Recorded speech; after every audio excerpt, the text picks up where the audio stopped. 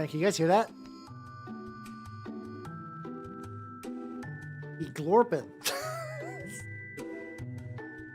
And all right, there we go. Yeah, let's do that. How's it going, everybody?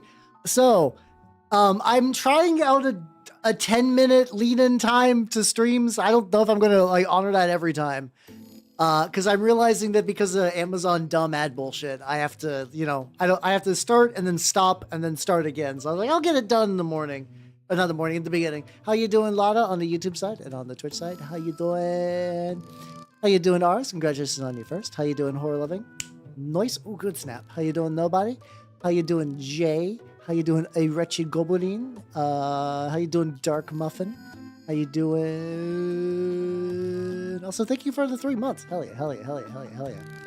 And how you doing, Dino Custodian? I'm doing pretty good. I'm reaching a point. I'll explain a bit. How you doing, Shopkeeper B? And how you doing, Matthew?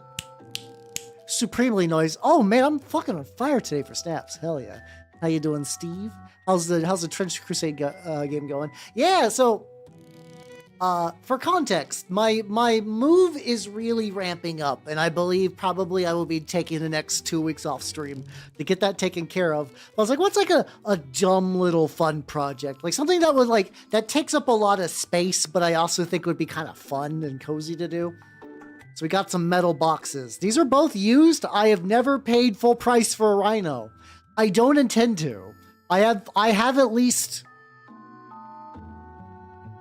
got 2 Death Guard Rhinos. I'm gonna have 2. This is not a Rhino. This is a Razorback. I know, but I'm just saying 2 Rhino chassis. 2 Death Guard. 2 Sons of Horus. One that's 2 that are meant for word bearers, and I might have I think roughly 6. I think roughly 6 Rhino torsoed bodies. You call I heard this pun so you can know. What do you call a magical chef a saucer? You literally said that last time, motherfucker. I understand that we are reaching the old age where repeating puns is just a thing we do. But come on, you gotta give that a week, my guy. You gotta give that at least a week. That still counts. That still counts. It's fresh. Listen, I have terrible memory. You could have waited. I do love Kingdom of Loathing, though. Kingdom of Loathing, my beloved. I used to play, honest to God. So, I missed out on the primo MMO, time period. Also, how you doing, 14? How you doing? How you doing? These are going to be iron boxes, indeed, as well. I will be using them probably for 3rd edition. You told me to. No, listen. You know how that shit works. If you're like, oh, don't pay attention to this. You know how that works. A wizard. You've done that one recently, too. But, where am I going with this? Metal boxes. Also, let me get fucking... It's still once again, it pains me that the fucking Spirit Science guy has fallen to slop. I'm not surprised, but it still hurts. I don't think... No, yeah, legitimately, damn, you into my magical realm? That is a pun that has been baked into the knowledge. That was also a nice thing, too. I did also have, Dementia kick in. Maybe not necessarily yet. Well, who knows? But, what's it called? I'm so lucky that, weirdly, being on TG for as long as I have meant that I did, I've definitely done my mistakes as a GM. I've done the NPC that I'm like, oh, he's going to be super cool and people will like him. And then my players, I basically try to do a Robin Hood friendly bandit, your money or your life. And I don't really want your life because I'm trying to feed people. And that's when I learned a valuable lesson that players will kill anyone that steals anything from them. It doesn't matter how good they are. If a single silver is taken from PCs, it's why rust monsters are hated so much, because rust monsters steal items in a way that you can never get back. How you doing, Zetai? How you doing? How you doing? So it's just kind of inherently funny like that, where it's just yeah, no, that's. It's other you can bounce back from a lot of shit. Also, if you're wondering why I'm painting these, you guys probably saw me paint this a while ago. I painted this initial coating a little bit on stream already, but the Rhino chassis that I had, I know this is a Razorback. I'm gonna mix them up 8 million times. Just strap the fuck in. I know what they are. It's just that my brain is so used to saying Rhino and Unfortunately, like Razorback's one of those models that doesn't really exist in modern 40K as much anymore. Like definitely was more of a common sight previously, so you know. Oh yeah, fucking like it's so funny because I remember it was like when I got into 3rd edition, like 3.5 stuff, Bodax would just look at you and you lose levels. Like you had a saving throw, but like, you know, the idea that like there could be just like straight up a room filled with Bodax and like that's the thing too. This is also like another. This is not meant to be like baby's first how to run game, but like the idea that like something you'll see with a lot of newbie GMs and honestly even video game adaptations of TRPGs are really guilty of this. Where it's like the more you roll a die, the more likely the players will fuck up no matter what their skill. It's just the inherent nature of dice math means that the more dice you roll, like the more likely they'll fail. Well, at least one will fail, and especially for something like that, the cascading failure will happen. How you doing, Mental? How you doing? Pretty much, yeah. Pretty much all the older style vehicles have kind of phased out because of Primaris stuff. And a lot of them have kind of found like updated variants into Horus Heresy. I don't know how much, like, I think I was told that Razorbacks don't really exist in Horus Heresy anyway, but I also mostly play 3rd edition, so this is like hip and fresh for all the armies I play. But yeah, these were fucked up, so I found 3D printable ones and chopped them off, but that means that these need to be primed, so I'm gonna let that dry. Podex would be great, yeah. Oh yeah, exactly. Like anyone who's like, oh no, critical misses are fun. Ask them to play a high level fighter, and it's just like, oh no, yeah. It's gonna be so fun when my especially experienced and like talent, like my competent warrior, like he fight real good. It's his entire thing, but like if you make every time you roll a 1, he has a oopsie doodle and falls on his butt and farts. Like, even if it's like just something like that, like I think having auto misses on 1s is fine because that, you know, there's like, well, a lot of systems do that. There's like some level of variance, yeah. But yeah, exactly. But if every 1 in, like the joke is like, hey, would you go to a heart surgeon where every 1 in 20 times he did any incision on you, he stuck a whole banana in your stomach? Like I said heart and stomach, but you know what I mean. It's all connected for me. I get that shit mixed up. But like, that's how you doing, Shadow? How you doing? Welcome. It's just like very, very, very goofy like that. How you doing, Sam? Once again, you literally are at the start. I'm gonna be sponging rhinos a lot because I cut off the tip of this, which is nice. It looks like it's doing good for that. Like I said, I just want something nice and easy and like fun, and also these had like really big like kind of like footprints, like you know, like in my house on my desk, like what takes up a lot of space? Oh, I know, a big ass fucking metal box. Like the metal box is real.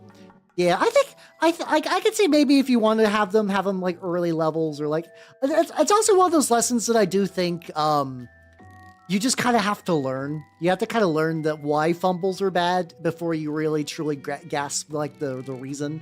Because if not, they'll be like, because like I do know people that are like, oh, my idea of like real and true D&D is wacky fun variants, and then sometimes, oh shit, I forgot that like I didn't glue this. I'm torn. On one hand, having open cockpit does kind of fuck. On the other hand, I would kind of like to just have it closed up. I don't know. I'll come back to it later. Luckily, I have the option just to kind of let sit for a bit. Live in a very famous stage play. Wait. And yeah, YouTube is just kind of bad for watching streams. Unfortunately, it sucks. How you doing, Midir? How you doing? I could put candy in there. It is very nice having like an open cockpit like that. I think probably what I need to do then is I need to hit the edge. I don't think I need to go super deep. I could just stick a big brush and just blast it with black, and that would probably still work. I might do that maybe when I'm switching over to the Razorback. Just put a bunch of. I could even technically wait for an ad break and maybe just like hit that up with like a little bit of black spray paint. I can totally do that. I can make that happen. We'll figure it out. How you doing, buddy? How you doing? Yeah, it's like I'm also kind of of the thing too where it's like yeah, or it's like yeah, you can add that to non. I'm very pro like I cut my teeth on 3.5, but like a lot of the little fiddly, like that whole era of like over simulationism on games is just not. I don't really care for it. Like I don't think it's like a bad thing. It's not like, oh, if you like that, you're like a bad person. But for me, it's just like that's a whole era of TRPG game design that I do not really miss. Also, how you doing, Noodle Knight? Welcome, everybody. Welcome, welcome, welcome. If you do not know me, I'm Halbernut the Mimic Elf. I'm miniature painting VTuber of the Nerd Golden Game Variety. Also, how you doing, Kathia? How you doing? I am painting some metal boxes. We got Rhino, and we got Razorback. Both of these are going to be done Sons of Horror style. For 40k 3rd edition, because I have a little idea in my head of like an OC Do Not Steal warband for Sons of Horus guys, which I think is going to be fun. So I'm doing that. We're definitely also doing the sponge method because it makes, I like for vehicles especially, this like saves so much fucking time. It's basically, oh yeah, should glue that one on there too. That one I think I will glue on. I don't like. There's benefits I think to like having the I think there's benefits to having the like the cockpit open. That's kind of fun, but I don't really need this little flippy flappy piece of bullshit. There we go. Okay, let that glue on there. Off the mimic. Moist. How you doing, Charlie? How you doing? How you doing? Maybe it's this is the difference between like me as a wargamer and like, you know, like articulation on something like Plomo I found is supremely cool. But for something like this, I'm just like, because it's stuff that can like come loose during gameplay and break and stuff like that. I like airbrush is also a valid option. I do have an airbrush. I just kind of, I don't know, sponge and sponge. It's also because like I can't really airbrush on stream. I know some people do. I know some people definitely do. I have not. Just once again, just get you one of these little makeup sponges and light a bit of work done. It's pretty nice. But yeah, I'm using Scarab Green for my initial because that's just what I'm going to be doing for. I also have a bunch of like the OG Horus Heresy era Sons of Horus guys to go with them. Can you fit? Kinda. I do also like there's a community out there that straight up does have like what they'll do, they'll actually go in there, they'll fully paint the interior and then they'll seal it up forever. That's kind of like a fun little like it's kind of like one of those fun little artistic things where it's like yeah, it's a thing that's entirely there for you, for no one else, but it's just it's like when people do those like sand paintings and you just kind of you take the sand and you brush it away. Also, I do kind of like the idea of just going like, I could take this little garlic bulb, I could put it in there, I could seal it, and then Baraka. Look at numbers, like it's kind of it's for me.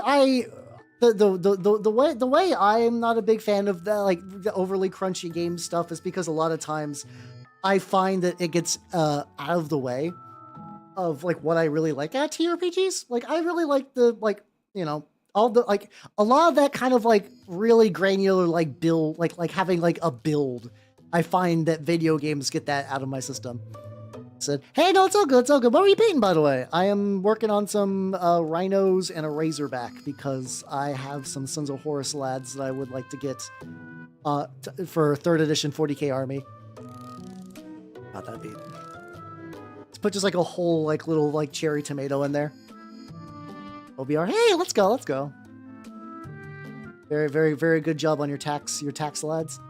God, it's also really weird. Everyone's like, oh man, tax season, I'm getting destroyed. And I'm just thinking like, I paid my taxes off early this year. So it sucked. Don't get me wrong. But I'm just like, oh, phew, okay.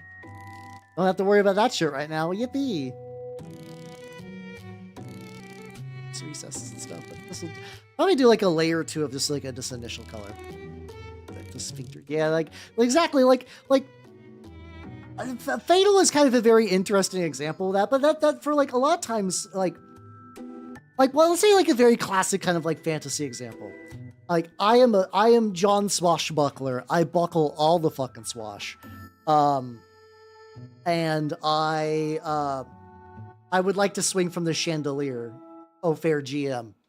And in like a more open system, you could just be like, oh yeah, yeah, you could just like do that, or like we could roll some rolls if you want, or like you'll have, or you could, or like that's maybe overly permissive, but you could still be like, yeah, so like I'm gonna swing at the chandelier. I got like a high dex score, and I got a bonus for being like very swashbucklery. And you're like, okay, cool, and you do it, succeeds.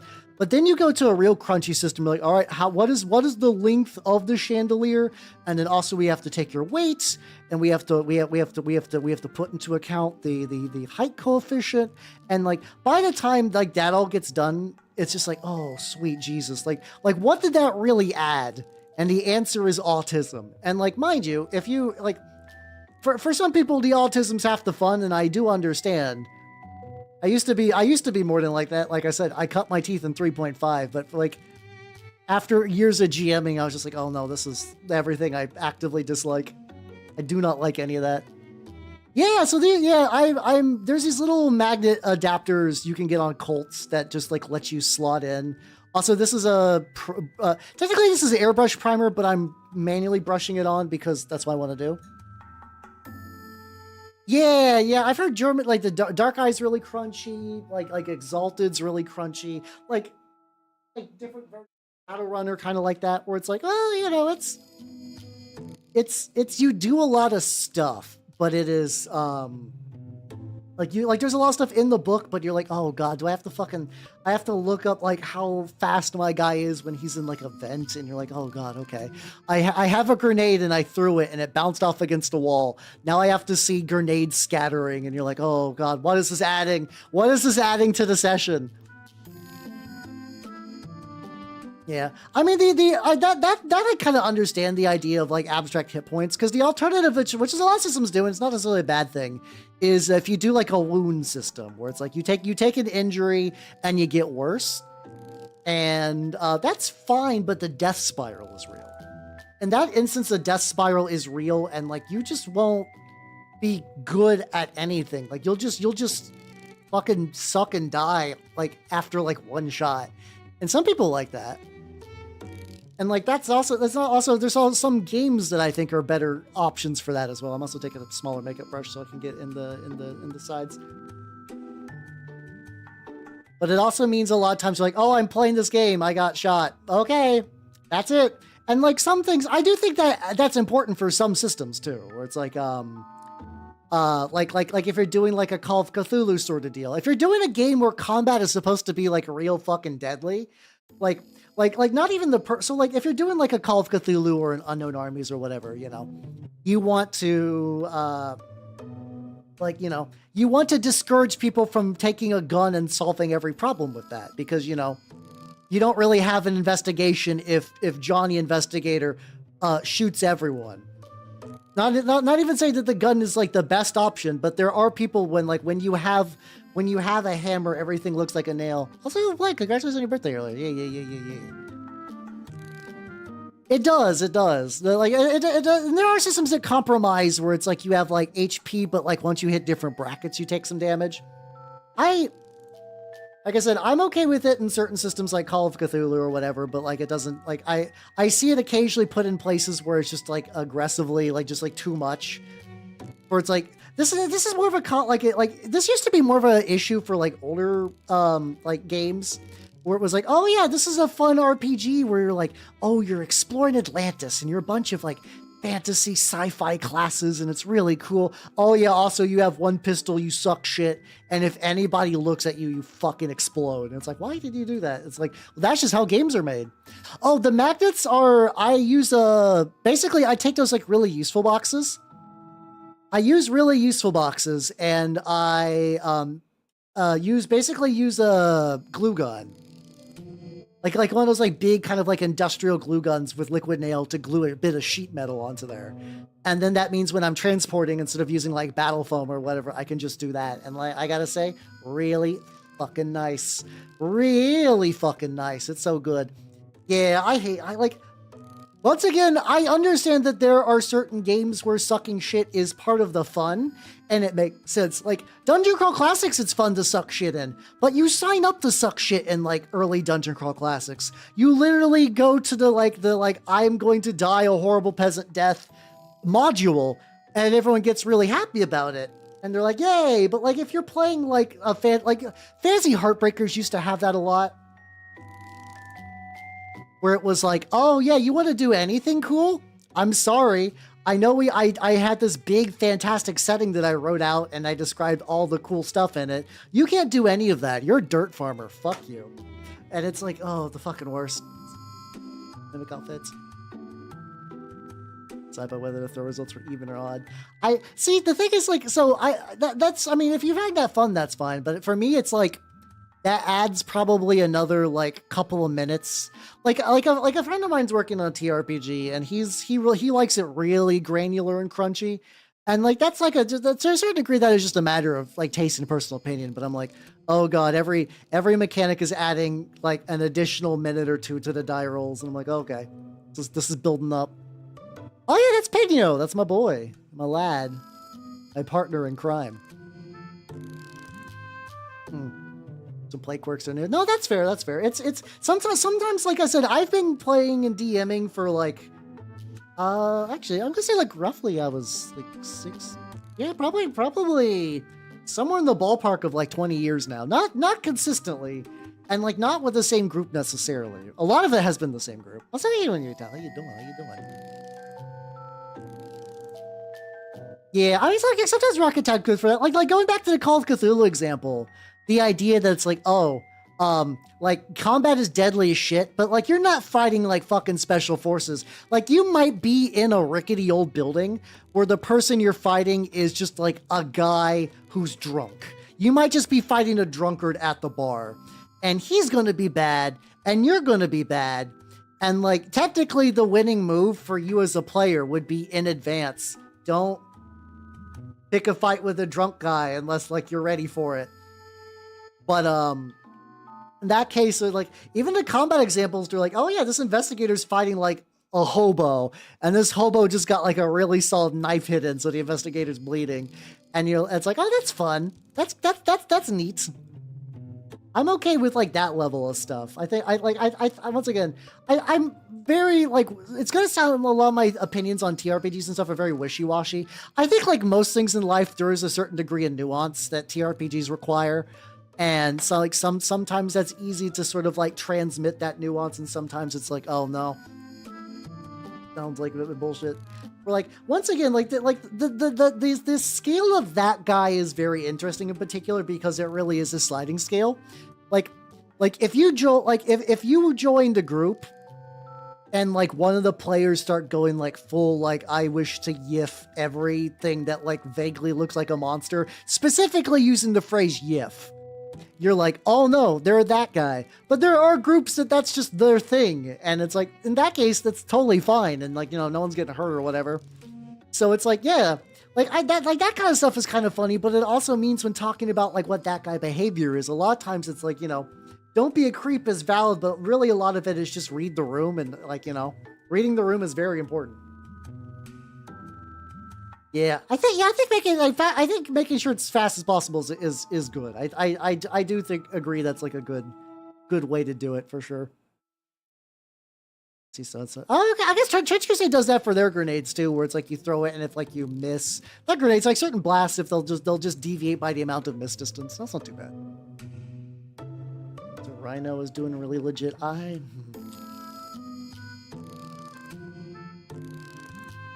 All right, let's compromise. I think I'm going to glue this shut. However, I'm gonna list some things that we can stick in there as like a fun little treat. Let's have a fun little treat and stick that in there. All right.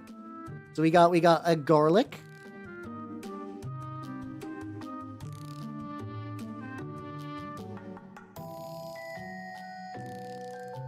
A garlic bulb.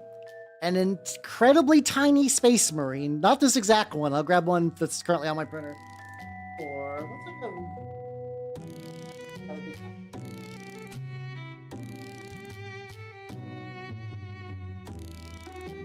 or how about a Zinch demon? I forget I printed a bunch. Actually, will this even fit?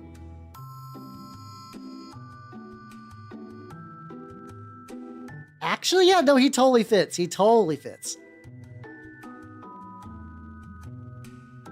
What you got? What you guys thinking? What you guys thinking? I don't think I'm gonna do a formal poll. If you guys just, if anyone wants to just kind of like speak out about what you're feeling. In the meantime, I'm gonna grab the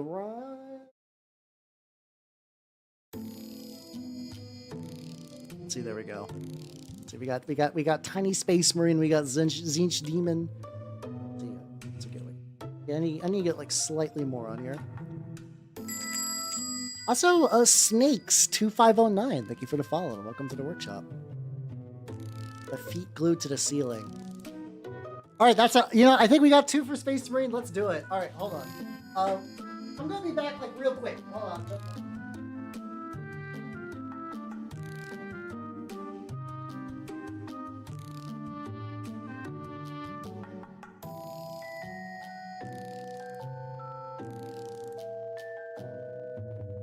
All right, I'm back.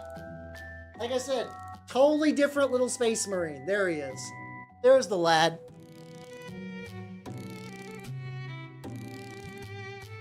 You tried.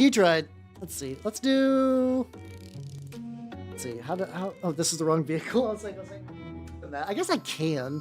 I don't want to. Like I said, I buy all mine used. Like the thing is, like everything from this house there's nothing really momentous about this house other than what I bring to it. So I think the sentiment is really sweet and I love it, but I don't think there's anything that's too special for that. Yeah, let's glue. Let's see. Get a little bit on his tiny little feet. And oh, I know what I'll do. Try to see if I can like. No, if I was like. If I glue him to the door, it just doesn't. It won't shut.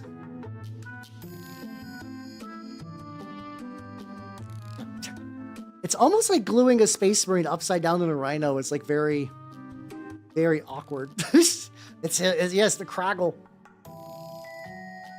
Yeah. Like it's this after Primaris number 8, like the scale just got all real weird, you know. After they did the super ultra mega Marines, the Marines mega levelent.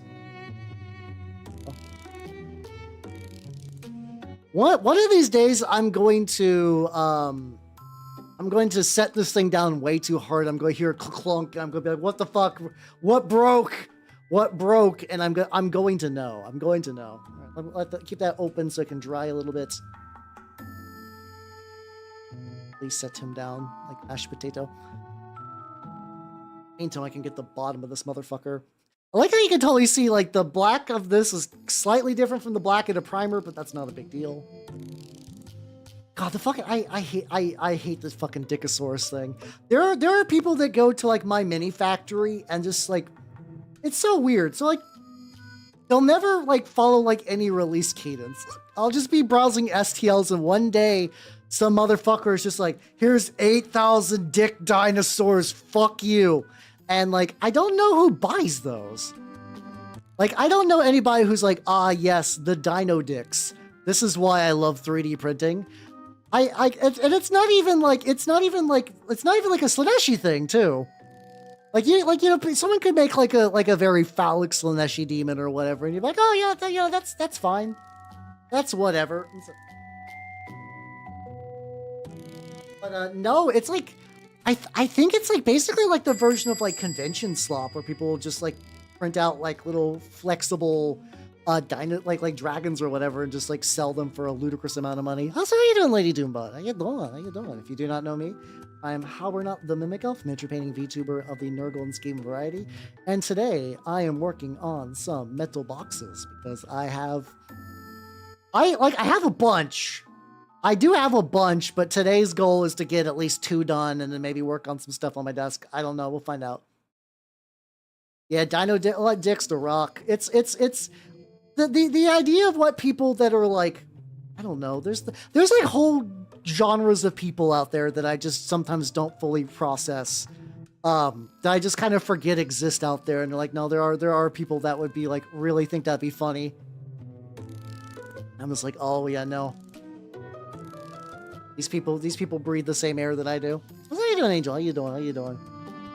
Yeah, I mean, like, that kind of stuff is fine. Like, yeah, just having, like, a really, like... I understand that a lot of times when people... Like, Slanesh isn't all sex, but a lot of times if you're going on, like, third-party stuff, Slanesh means boner. And, like, that's fine. That's whatever. But usually it's these, like, dumb... Like, they are just, like, oh, they're, like, dick... Like, they're not even dick butt. They're not even Casey Green classic dick butt. They're just, like... Oh, just weird vagina pencil holder. Like, I was like, oh, why? And they just always put it in the same categories as, like, Warhammer stuff because, I don't know, they either assume or pray and hope that somebody will click their slop, and I hate it. I hate it so much. Same people that will release, like, 800, like, somebody will clearly take models that are meant for, like, what's it called? Like Poser or something like that. Like, basically, like, very generic, like, I have, like, a 3D armature body. And they'll pose those like a million different ways without clothes, and they'll sell them for like $10 each. Drives me fucking nuts. How you doing, Laser Bears? Welcome, everybody. Welcome, welcome, welcome. If you do not know me, I'm Halbernaut the Mimic-Elf, miniature painting VTuber of the Nurgled game variety, and #1 hater of the dregs of my mini factory. How you doing? What are you playing, yo? How you doing, Ray? How you doing? How you doing? Yeah, exactly. That's like I always kind of imagine that like a sitcom. Like, can you believe Dennis had a vagina pencil holder? Wow, what a guy! You know, that kind of thing. But it's terrible because that means when I'm browsing like legitimate STLs made by people who like give a shit about the hobby, because of that means I have to some days wade through like. Because they always will dump those in straight up just like batches of like 100 or some shit. I'm like, I love my mini factory to pieces. It is super behind how like Steam, for context, for people who are not like as into minis as a hobby, especially 3D printing, my mini factory is the Steam of STLs. You can buy all kinds of STLs. They have cool sales. The UI is really nice, but it also lacks a lot of good quality of life features. Like on Steam, if you're like, oh, this publisher sucks, they make nothing but spam, you can block them and just totally ignore them. You cannot do that on my mini factory, unfortunately. Oh, fuck yeah, let's go. I'm behind on fully reading up all the Trench Crusade lore, but I did really like the Corpse Depot that they mentioned recently. I'm very excited for the Carcass Front stuff. I think that's going to be... I really like the... I keep doing campaigns where, like, the campaign doesn't really ever peter out, so the idea... They're like, hey, we're including, like, rules for, like, a 2-player campaign. I'm like, thank God. I know some people that the idea of doing, like, a really small, like, 2, 3, 4-player campaign would be way more feasible than all the other ones I try to join in on that just kind of collapse. It's like, it's really, like, I don't have any of them saved. I will say what's really annoying, though, is, like, we're also beginning to see more and more, like, active slop on my mini factory. And sometimes it can be tricky because, like, some people will take, like, they'll make their own minis. They'll, like, legitimately make minis, and then they'll use, like, generative AI to basically do, like, a paint job of them. And it looks bad. And then there's some people that do that to generate the models themselves, because there is, like, a pretty easy workflow of, like, ask fucking ChatGPT or whatever to make you like a paladin with like a guitar, and then you feed that into like 3 different other programs, and you can end up with like a model. It'll be bad. It'll be jank. It'll not be rigged. Like, not rigged. That's more of a VTuber thing. But like, it's not going to be like set up well for 3D printing. But some people just don't give a shit, and also that make me big sad.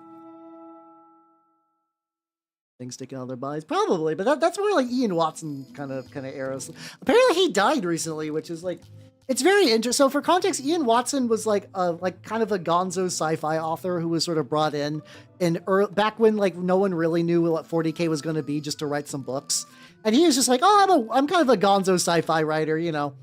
Shit was weird back then, and wrote some really weird shit. And people kind of made fun of him for it or disliked him for it. Games Workshop was straight up like, this isn't canon anymore. Oh God, this isn't canon. And well, he died recently, and it's like, oh, okay. I've never read any of his books, so I don't have like a good like personal opinion on the dude. I know most, yeah, the Poop Vault, the fucking Gene Stealer cult, fucking Like I said, all my knowledge is entirely secondhand. How you doing, Big Gun? How you doing? Part of me kind of thinks it'd be fun just to read some of his stuff one of these days, but like it's so tricky for reading things that are kind of goofy and jank. Because like I have infinite patience to watch goofy jank things, but reading's tricky because reading is such a big time investment that I'm like, oh, there's like legitimate books that I would have liked to read. There's books that I think would bring me like genuine, like full joy that I've not got around to. Yeah. I mean, to be fair, like 40K is a very sexless setting. Overall it is. Like the way it's written, the way things go, there is like barely, it's not like totally unknown. But I would say compare it to like Star Wars. Like Star Wars is not even like super duper like sex filled either, but like there's a lot more emphasis on, but also I guess it probably helps that like even like the Jedi or like the super cool OC Do Not Steal that everyone makes all their characters into. Like they're still, you know, emotionally similar to baseline people when you got 40K where it's like you got Marines that don't fuck, you got Orcs that don't fuck, you got Necrons who don't fuck, Tyranids don't really fuck traditionally. Eldar specifically no longer, like, they reproduce, but they're not fucking. They're having missionary with the lights on for the purpose of technically procreation. Dark Eldar, fuck. They like, Drukhari, Dark Eldar, they fuck. Like, they fuck hard. As far as I can tell, Obi-Wan's in that, like, weird nebulous zone where, like, acknowledging him would he's in that same zone that I think a lot of the, like, the Fantasy Flight Games editions for the 40K RPGs are, where they're, like, nebulously, like, they haven't I don't think they've explicitly been like, he's non-canon, because that means you have to acknowledge him. For context, 40K has always been what British nerds find fun, and what British nerds find fun has changed over the years. But that's sort of like just like the real general basis. For a lot of things. If at any point you're like, why is this a thing for 40K? The answer is 100% a British nerd thought it would be fun. Now you get a British nerd thought it would be fun, and we want to make $1 grillion. So, like, you know, it's slightly tampered down, but like that is really the sort of like everything to really do with the setting kind of comes back to that. They're like, this is stupid and practical, yeah, but a British nerd in 1999 thought this would be that whatever you think is stupid would be the raddest shit ever. So that's why it's there. That is why it is there. I'm also just gonna get the edge because I can just like reapply the bullshit. So I don't need to use a super nice brush. I guess no, this is one of my synthetics. I can kind of muck it up. Yeah, no, Dark Eldar Turbo Fuck. I got reminded that there is a Dark Eldar pseudo gene stealer cult that apparently they captured a bunch of Tyranid stuff, and a lot of the socialites thought it'd be really fun and trendy to graft Tyranid parts to their bodies. And it turns out that if you graft enough Tyranid parts to your bodies, you start kind of going like gene stealery, like in the way that you're like, you know, starting to want to serve the hive mind and whatnot. That's fun. Like Drukhari are like one of the species, one of the armies and things that I would conceptually really like. But I just, you know, I only have so much time in the day, and I've just never really got around to like getting any of their models. It do seem cool though. So how you doing, Fro? How you doing, Red Dwarf? I mean, like, you can't even say the author. Like, I'm pretty sure that like most of G-dubs, like especially in the early days, was very religiously watching Red Dwarf. I don't know how much crossover there is with like direct references, but you know, anytime I think any of those fucks get interviewed, they're like, oh, you know, Red Dwarf was like sort of like the just gigantic turning point in my life. Oh, like, honestly, the Imperial Guard don't super fuck. They really don't. Like, I mean, you know, it's okay. Obviously, they have to have sex at one point. Baseline humanity in 40K has to have sex in order to make new people. You know, that's pretty common. There's sort of that inherent, like, the one resource that humanity in 40K definitely hasn't ran out of is bodies. But, like, in the actual army, not really. I mean, romance does happen. Like, I'd argue, like, especially, like, Imperial agents / Inquisitors, they definitely fuck. They're probably, I would argue that Inquisitors, out of all the, like, I go to the store with my $300 dues, and you're like, oh, James Workshop employee, I would like to play an army that fucks. I'm pretty sure you get Drukhari number 1, you get Inquisitors number 2. Actually, yeah, Gene Stealers do. Gene Stealers actually are pretty big on fucking. Okay, fair. Gene Stealers are probably 2. I'd say Drukhari, Gene Stealers, Inquisitors. Tau technically do. Votann straight up don't fuck. They just cloned themselves a bunch. They invented a new army in 40k, basically semi out of whole cloth, and they made it so they don't fuck. That's how you know. How you doing? I will not be taking questions. What is the canonical origin of Space Wolves fucking? I know that there is a real answer, and by real answer, I mean the reason that Space Wolves have been mentioned about fucking, because some British guy would be really upset if his cool space Vikings couldn't have cool space Viking sex. As like a funny little exception. But I've had a hard time people actually citing sources for that. Where it's like, oh yeah, what who is the Space Wolf that fucks? I don't doubt you. It's one of those things that, like, the older I get, the more I really want sources for stuff, I guess. Yeah, I guess you might as well shoot your shot if you're in the guard, because, like, you know. But then again, also, like a lot of guards are monogender regiments. Like, you know, you can still fuck if you're in the guard in one of those. That's fine. But, you know, it depends if somebody wants to have guardsman yaoi be a thing. See, that's not even particularly weird. Marshmallow, like that tracks. That's reasonable. I'm just wondering what the source of a Space Wolf can fuck. Is it all just Lucas the Trickster? Are we going to take the word of a man whose name is the Trickster on whether he can fuck?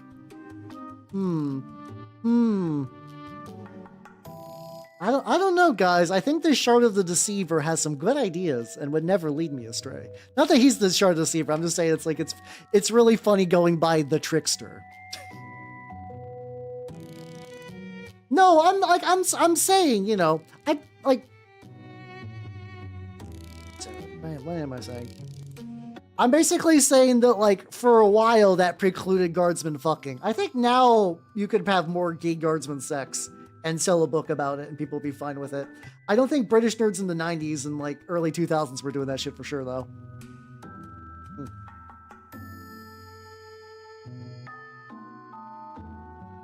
Oh yeah, I mean, once you go to, like, fanfic stuff, you can kind of do whatever.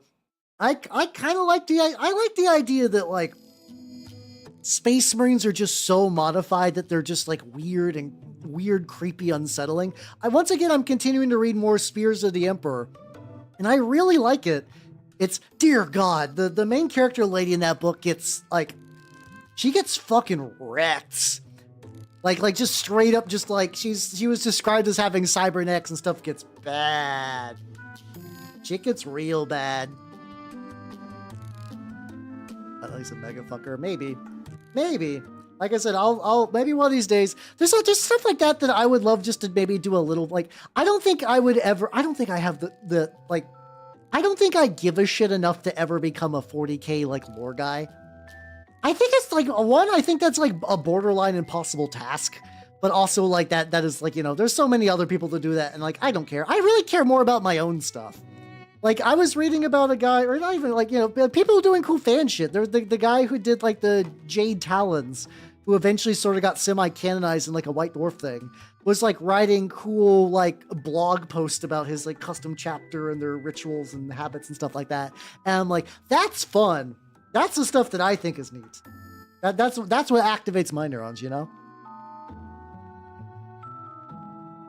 So yeah, but yeah, so for like becoming like real, official, and accurate with the lore, I couldn't do that. But there's like some stuff I would be like, all right, people say X a lot. I want to be 100% like I've read the material myself. You should. Okay, so like I can find the blog post. Hold on, I think it shouldn't be too hard to find. This one could be a little bit of shine. So like. I will be using brushes. It's not like I'm totally allergic to them. Today is just very much like, look what we're doing with no brush. Wow, pretty cool. Whoa, excellent, nice. How you doing, the Bug King? How you doing? How you doing? JoJo. Oh god, I have a lot of JoJo stuff in here. I do like JoJo a lot. Let's see if I can find let's see, 40k Jade Talent. This is like one of those ones that like I don't know. I don't know if this was like part of like a campaign that like him and this guy did. Like if this guy and like his group did, or if this is like an individual project. It's very cool though, you know? It's very cool. I'll put it over here too. Yeah. Oh god, the fucking I still love that Kim gelding is a perk. For context, in the original Dark Heresy, you could get Kim gelding, which was chemical castration. And normally you'd be like, damn, why, like, what is this doing in here? It's actually a useful perk, kind of, depending on your campaign. That sounds Magical Realm as shit, but the thing is, like, you're playing Agents of the Inquisitor, of the Inquisition. The idea that somebody could seduce you to steal information from you, like, here's the thing. There are so many, like, top-ranking people over the years in the U.S. government and military who have been like, I have never broke under torture. And then they'll go to visit like one hooker that will blow them so hard they start revealing state secrets. And when you think about it like that, the idea of like, oh yeah, no, I'm in an organization where technically the lives of billions of people are on my shoulders. That makes sense, you know? Yeah, Gene Stealer, Slaneshi stuff. Yeah, it's like, makes a lot of sense. Yeah, they really are. It's honestly, because like, here's the thing. A lot of people like want intimacy. So the idea of like weaponizing that is like pretty, like not super crazy. It's very easy to do if you know what you're doing. But they have fist androids. Depending on the branch. Usually that's more like Dark Mechanicum, True Mechanicum, depending on well, who the book is about really. But yeah, some you know. Sometimes. Oh, brother. Yeah, I forget there's been different explanations. The kind of one that I've always heard, and I don't know how much I can really vouch for that, is that like the Emperor, and this to be fair, this out of all the like, this is technically a game theory. This one makes the most sense. So like for people who don't know 40k, Space Marines were not the first Space Marines in the setting. The Emperor created the Thunder Warriors. They were like bigger, stupider Space Marines that were like stronger individually, but they were less like controllable. And once they did their job of freeing Earth and letting the Emperor go to space, he fucking took them out behind the shed. And like, what's it called? So like, There are books where Space Marines in the Horus Heresy. I would argue Space Marines with less autism, if I'm going to be honest. The Thunder Warriors didn't really have that. They just had horrible degenerating diseases because they were not met long term. But like, there's some books that they're in the Heresy that talk about like, well, one day we kind of hope that the big crusade will be over. That eventually the Emperor will do what he wanted to do. And all the galaxy will be united. There's some Space Marines that are like, no, this is bullshit. That's never happening, you fucking idiot. But there's like, especially it's like an Ultramarine thing. They're like, you know, someday you guys need to be like diplomats and like well-read and like philosophers and stuff. Because eventually there will be a time when every single thing that's not a human will be just fucking exploded from the galaxy. That's something like that. So the idea that like but there's also the idea the Emperor was like, well, you know, Space Marines are a stopgap measure, so that way humans have time to kind of grow and probably become like a psychic species. And there's also, supposedly, I think there's some Marines that even went to the Heresy. They're like, I don't want to be fucking thrown away. You made me like this, motherfucker. I was a child. Yeah, pretty much like attack guerrillas with planned adolescence is really a lot of Marines. Which is why the idea is like, oh yeah, they should not be able to biologically reproduce. I mean, they kind of do. It is technically possible to take a Marine and make 2 Marines out of them. It's just the circumstances are very weird. Oh boy. The funny thing is, like, on one hand, it's funny that I generally know how Space Marine reproduction works. On the other hand, that almost feels like as embarrassing of knowing the romance grid for Homestuck for trolls. It's arguably less stupid than that, but also kind of more stupid. So every Space Marine has their progenoid glands, which is basically like Space Marine balls, in their chest and in the back of their neck, I believe. It's somewhere around their neck region. With the idea that, like, you put those in a person and it helps make them Marines. You know, there's like implants and surgeries and all that other bullshit. Eventually, though, when a Marine dies, ideally they want to harvest both of those. But you know, if things get bad enough, they'll hope for one, which lets you basically sort of have like a net positive Marine. Technically, in theory, that like you could end up with 2 Marines out of that process. Homestuck chart. Oh God. Oh, do I want to get into Homestuck troll reproduction? It's been a while, so I'm very rusty. Yeah, no, here's the thing. Space King is not that much of a parody. Like, the idea that, like, you take a child and you insert super space balls into them and then you make Marines. That's, like, not... That's how you doing, Risky Told. How you doing? That's not that far off. I'm gonna be honest. Like, you know, it's made dumber and goofier on purpose because it is a comedy show. But yeah, no, Space King is not Space King. Yeah, I think it's Space King. Not that far off. Really not that far off in the grand scheme of things.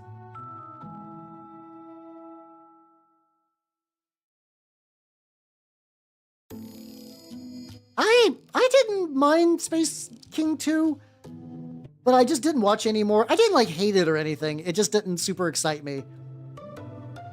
Like, I think the last time I've gotten like hooked on like a online thing was I do still really like The Amazing Digital Circus. I'm gonna be honest. I'm probably gonna risk unbearable amounts of cringe to watch it in theaters. Because you know, I think it'd be fun to watch. I do want to watch the ending, but also I think that's just good. Like, you know, independent animators are getting a movie release. That's like a big fuck off deal. That's such a big fuck off deal. And it's funny because there's a lot of people on the internet that are shitting on them for like quote unquote selling out. And like, motherfuckers.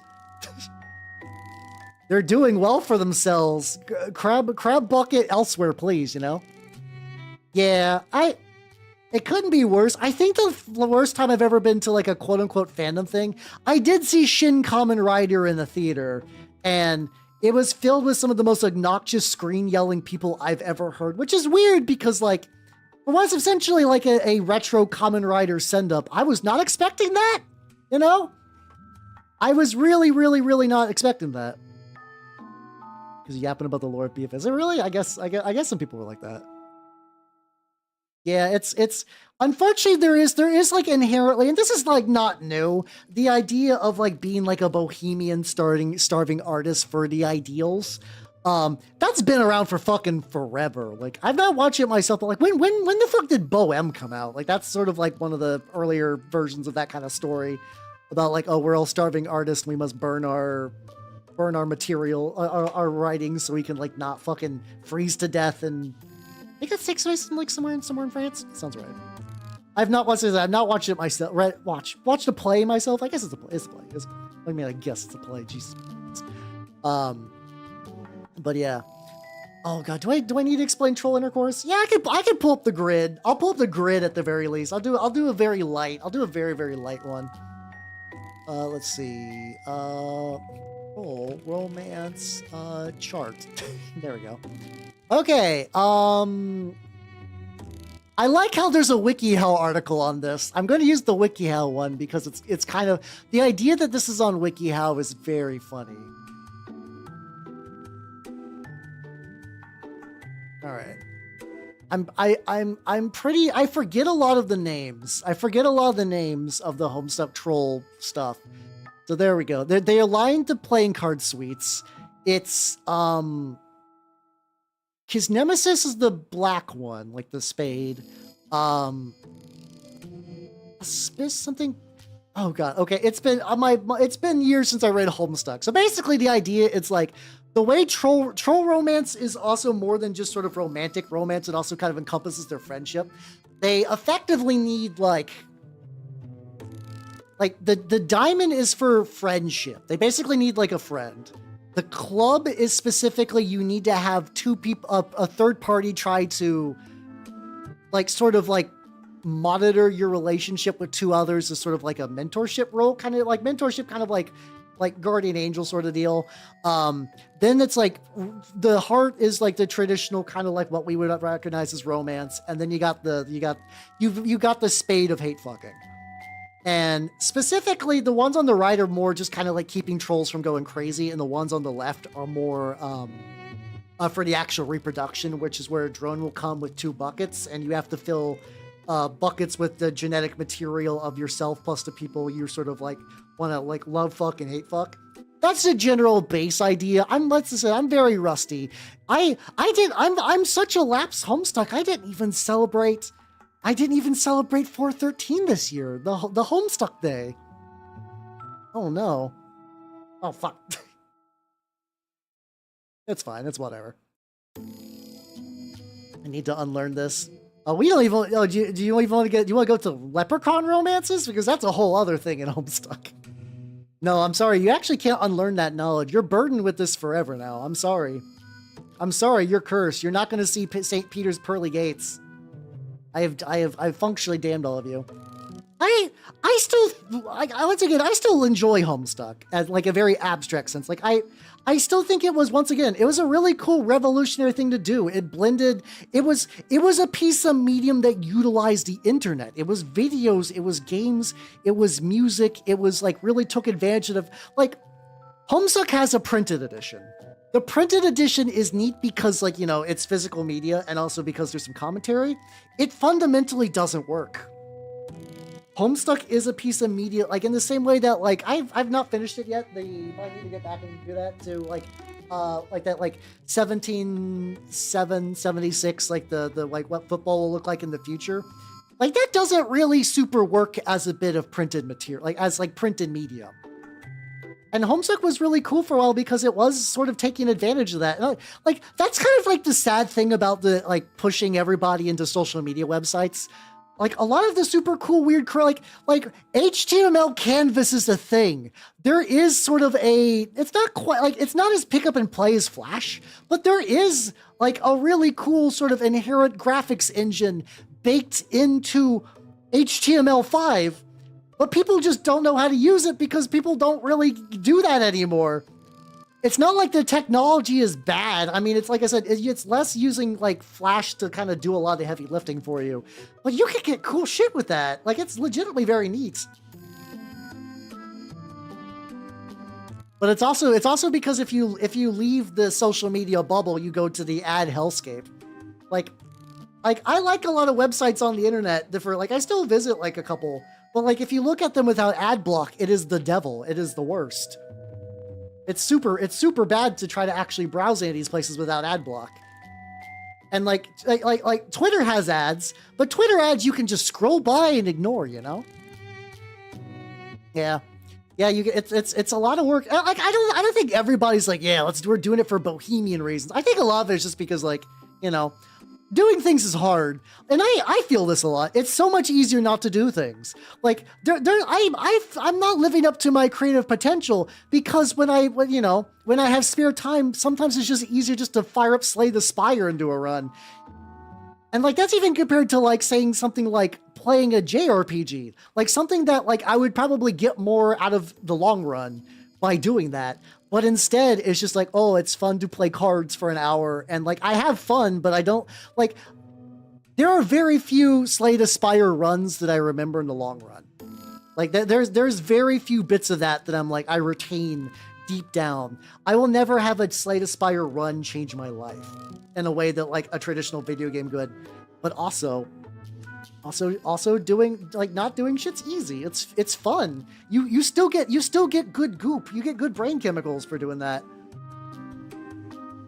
Thinks of yeah, that's also true too. It's there's a lot of little things. It's just because I think that especially now I've been thinking about stuff like that a lot more because like the older I get, the like it's feeling nostalgic, but it's the idea that's like it feels weird because growing up, I always kind of got the impression that technology kind of moved forward at a steady rate and things were always just going to be better.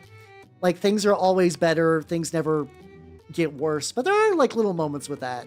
The idea is, when you're growing up, the idea of, like, oh, it's kind of weird that this, like, you know, there's this, like, floating island of lost technology, but that would never happen. And then you're like, oh, no, it's real. It's real.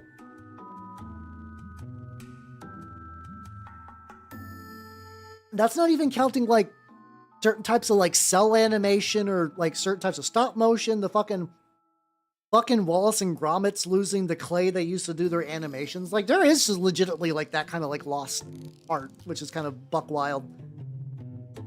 It feels weird to think about it like that. This reproduction does sound very important to you. Maybe. Who knows?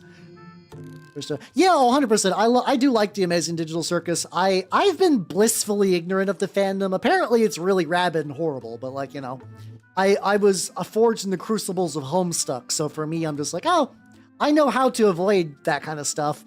I just won't go anywhere teenagers hang out. I'm gonna be honest. That's another interesting just culture thing. When I was younger, when I was a teen on the internet, the idea was pretending to be an adult. I wanted my opinions and thoughts and ideas to be treated seriously. So I pretended to be an adult. I was not even like doing like, oh, I love doing taxes. Yep, I love my grill and my taxes and my car. It's just more kind of like the idea that, like, I want to appear intelligent so no one ever questions the fact that I am 14. But now you'll just be online. People will be like, I'm 17. Time for the dumbest opinion you've ever heard. Yeah, that pretending's gone. I'm not gonna pretend it was like a perfect system. I'm sure there's probably been instances of like, that going weird. Oh, I remember like Dice Queen D. I'm stealing her story, but because I'm not claiming it as my own. I'm just like, she's told this a couple times when I've been in her presence and on stream, where like she was just, you know, acting like an adult as a younger person on the internet, and some guy was like in her like MMO guild was like, you know, I realize I'm actually super in love with you and I broke up with my wife. We should get together. And she's just like, I'm 13, my guy. like once again, not a perfect system, but also like there is an inherent like getting like self-selection of just like, oh yeah, no, if people actually care about how others perceive their intelligence online spaces, it does make online discourse a lot better. Yeah, that kind of is kind of unfortunate. Yeah. Avoiding teens is just generally a good thing in life. Generally a good thing in there. Yeah, because I do remember forum culture, and I was like, the sad thing is, and what actually probably eventually chased me away from forums, is that to a certain degree it was a lie. Like, not the idea that like I wanted people to take my opinion seriously, so I acted older. It's more like that I was like, oh, people just won't take your opinion seriously because like it's a lot of like tight social groups and like, you know, petty social drama bullshit. Like, you could join certain forums and be like, the sky is blue, and they're like, actually the sky's purple, you're an idiot. And you're like, but it's real. They're like, well, you haven't been here for 8 years, fuck off. I'm like, oh, okay. Yeah, what's the new green? This mean? Oh, if you actually mean what's the green I'm using now? This is green oxide from Pro Acrylate Fox. I'm gonna be honest. The reason I even like I guess this is also like, I'm kind of in a weird spot where this could also maybe pass for Alpha Legion, but I still think if you saw this would read as Sons of Horus, especially once I start bronzing it a bit. I'm not super worried. I do remember seeing a thing online where someone's like, hey, how do you like my Ultramarine? And they're like, you accidentally painted Alpha Legion. He is green, my guy. And I'm like, oh, they're like, oh, okay. Sorry. Let's crush it when he found out. I don't. I don't know. I've quit enjoying that level of suffering for stuff. It's just it's not super fun for me anymore. I understand though. Like, once again, back in the day I used to actively keep up with Chris Chan, so I feel the impetus, but now I'm just like, oh man, that's a real fucking unfortunate. That's a real unfortunate scenario for everyone involved. Yeah, no, it's like there's that tricky thing where it's like sometimes the colors kind of go in there a lot. There's kind of an inherent color bleed over. God, fucking as a Word Bearers fan, every time I go online and be like, ooh, cool new, oh no, that's Blood Angels. Oh, cool new, no, that's also Blood Angels. Oh, this one's mostly gray with a little bit of red. I bet this is Blood Angels. Fuck. Makes me big sad.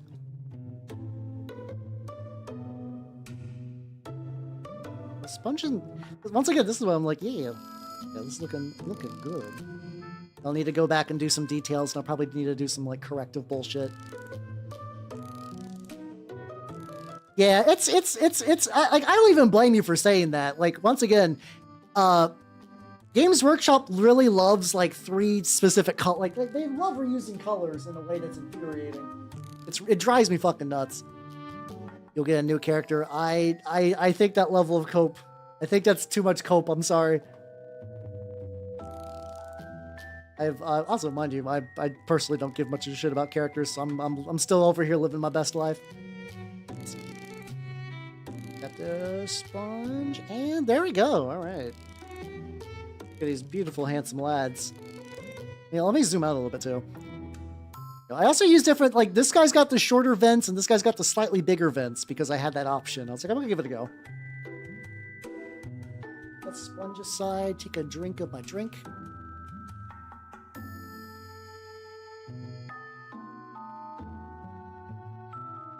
Take another drink.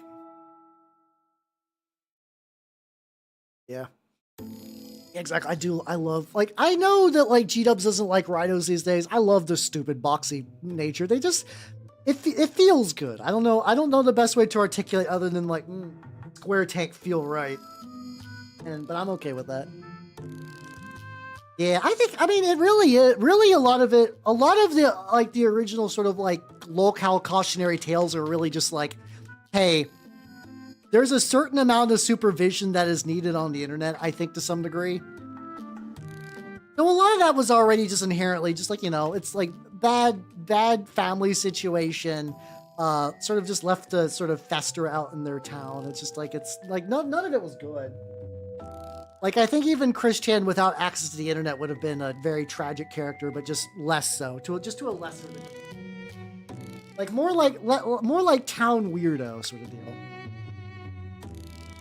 Like I think the only way that Chris could have been saved would have been somebody like a legitimately probably like a social services person coming in at like probably high school age. Something like that. Something like that. Yeah,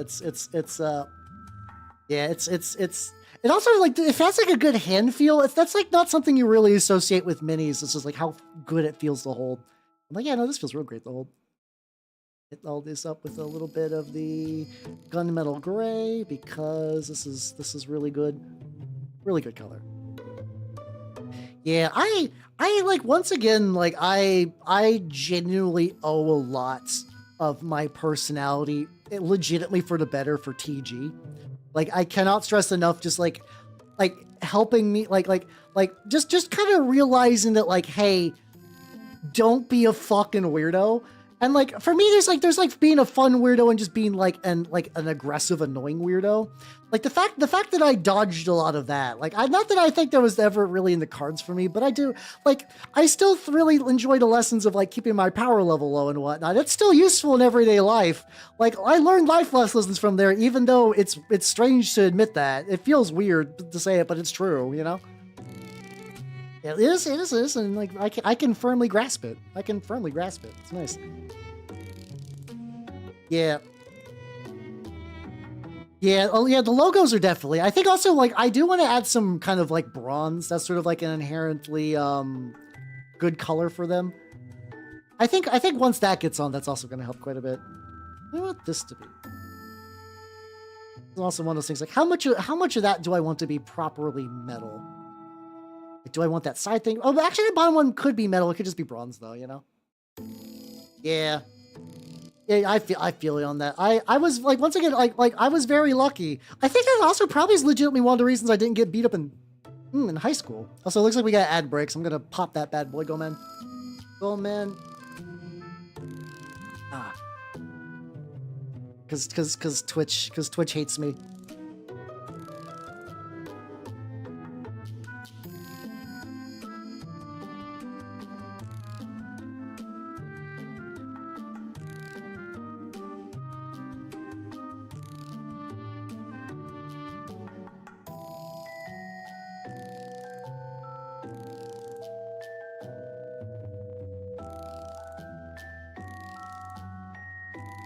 I hate pinching a loaf rave with every fiber of my gelatinous being.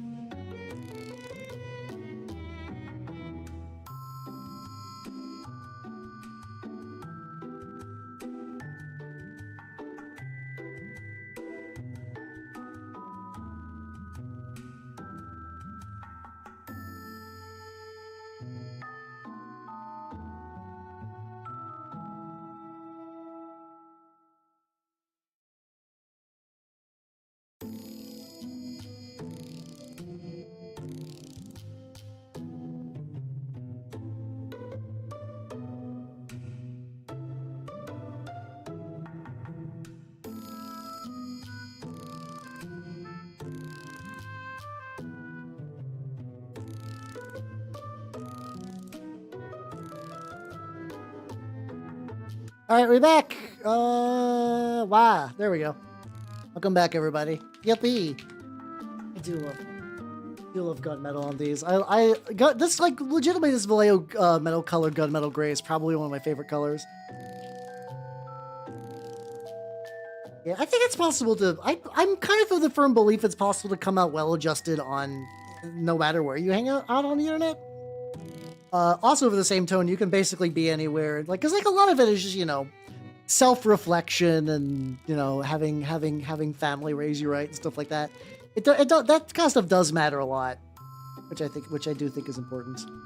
So it's kind of weird because like after a certain, like, I think basically by like age like 15 or whatever, I pretty much, I wasn't quite raising myself, but I was actively living with my uncle at the time because, like, basically, when I was younger, my adopted mother died, but instead of moving with my adopted dad, I stayed in the town I was in because that was sort of like where my life was. And I continued on like that for a while, experiencing ego death. Kinda, yeah, actually.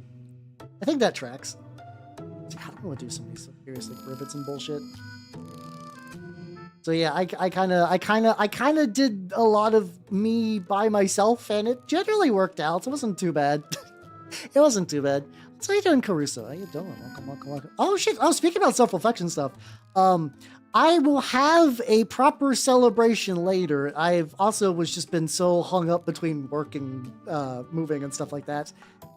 Today is my 6th anniversary of being a VTuber. Wow, I've been a VTuber for a long ass time. It's been pretty great. Like I said, the move has taken up too much mental brain energy to really do anything. But yeah, I'm pretty sure I started fucking before Hololive E and Gen 1. So yeah, I'm like a million years old in the Western VTubing sphere.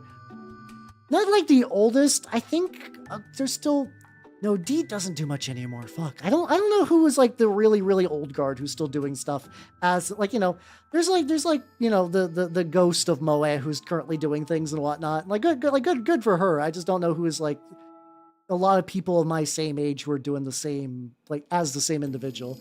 Yeah, it's kind of funny too, because it's like, I remember that sort of the biggest deal for like a lot of things was just like, yeah, you like once you get past that 1 year hurdle, it's pretty much smooth sailing, and they're right, you know?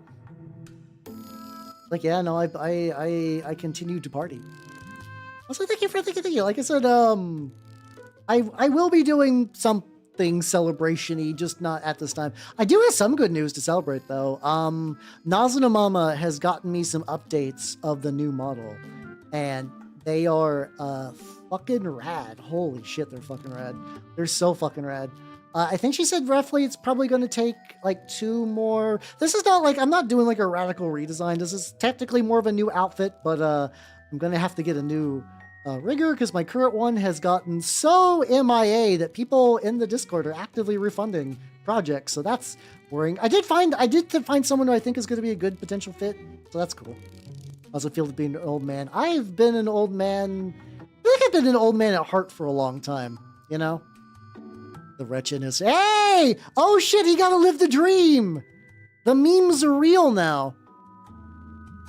How you doing, Lord Coffin? I'm doing good. I am, like I talk about, I am old as shit. In VTubing terms. Also, you know, in not VTubing terms, but still. I'm doing pretty good. Move is going good. Reminiscing about things. Dopey has a sock! Dopey is free! Yippee, let's go. It still cracks my shit up that they're just doing Harry Potter again. I hoped and prayed. I was like, J.K. Rowling being J.K. Rowling is so nice because she almost killed the Harry Potter adult, and then like a fucking black mold infection, it's back all over again. It's like, yeah, okay. Also, boss is quaking my passing. Hell yeah, let's go. How you doing, Mantis? How you doing? Yeah, it's yeah, because you're right. You've been around a long ass fucking time, I believe. Also, Arima, thank you for the wait. Yeah, there we go. Thank you for the Matthew. Thank you for giving us a Arima. How you doing? It's I feel bad because she is a bad person, but also like even if she was a good person, I was so tired of Harry Potter adults. I've always found them to be more aggravating than Disney adults. It's that thing of like, I beg you to read it. Like, cause that was kind of the thing beforehand where it was less like, oh, giving JK Rowling money is bad. And it was more like, please, I beg of you, read a single other book. Like anytime like a political thing would happen, people were like, you gotta defeat the great evil like Harry defeated Voldemort. And like, I beg you, please. How do you, I guess it's one of those things that like Disney adults are kind of location specific, so I can see dodging one. I can see dodging Disney adults on accident. How was that revelation though? How you doing, K-Mappy? How you doing? Yeah, I mean, like it's been a while since I've seen the movies, and like they were fine. I don't like, you know, independent of everything else, I don't particularly hate them, but like, they're just making the movies again. They're basically just making the movies again, but shittier looking, I guess. I don't know. Yeah, because like the thing is, I guess it wouldn't be like there are plenty of, I'm sure, rational Disney adults, but it's like one of those things that I think about sometimes. How like I'm super used to the idea of like nerds being a very specific type of nerd, but then you kind of run into them in different spaces. Like, oh yeah, no, Disney adults are technically nerds. They're just like a very different variety that I'm used to seeing in like a bunch of places, you know. It's real. It's like a whole separate thing that like you can just sort of like, oh yeah, no, there's people that will tell you exactly like what is the square footage of Disneyland off the top of their head, and they go every couple years and they know every Disney movie by heart. And that's just kind of inherently like a whole thing that I sort of forget about. Yeah, I'm not gonna get the itty bitty little studs, but I think anything that's like bigger like this, I'm like, yeah, this is fine. This is okay. Not that the U.S. ever met one. No, that's fair. Yeah, it's like, yeah, I guess Disney adults are kind of like a, I don't know. I guess it's like, maybe they're a U.S. only phenomenon. I've never really heard about like, yes, like this is here is like the Australian Disney adult. I'm sure they exist. I'm sure they definitely exist out there, you know. willing to hurt each other. Like, oh, you mean like fist fights at the park, or you mean something like an emotional hurt each other? Once again, I managed to duck a lot of that, so Potter 2 in the search for more money. That's pretty much what it is. It's also that kind of inherent thing. That's kind of, I just think about it. It's just like lately making a movie is so expensive that like it's so much technically safer just to rehash movies and things that people already know. But it's also that inherent like cannibalization of culture. It's just getting worse and fucking worse. We're gonna need new shit at some point in the future, I swear to God. So, though in a very weird instance of cannibalization of culture, so Magic is doing some like secret layers, and they're doing a Dwarf Fortress crossover one, which I think Dwarf Fortress is neat, but I've never really truly sat down and like mastered it really. But I'm just like, huh? Yeah. Here, I can show you an example. I can show you, like, they use the ASCII art. They use the ASCII art for that. Let me see if I can get you.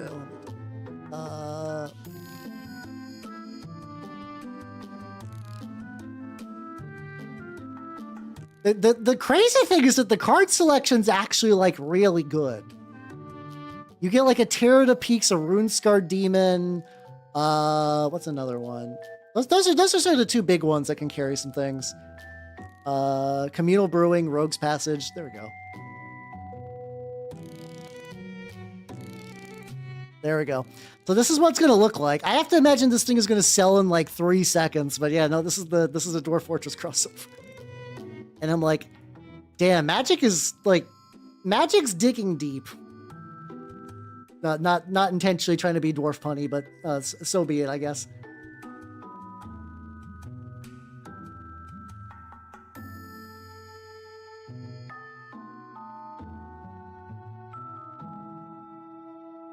See, hold on, I just sold $20,000 to Sabotage the Pores. Oh, so that's why fist fights break out. So because in order to get that, oh, okay, let's go.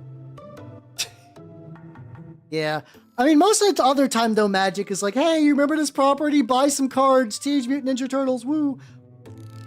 But it's also unfortunately the inherent weakness. Like I won't be buying it.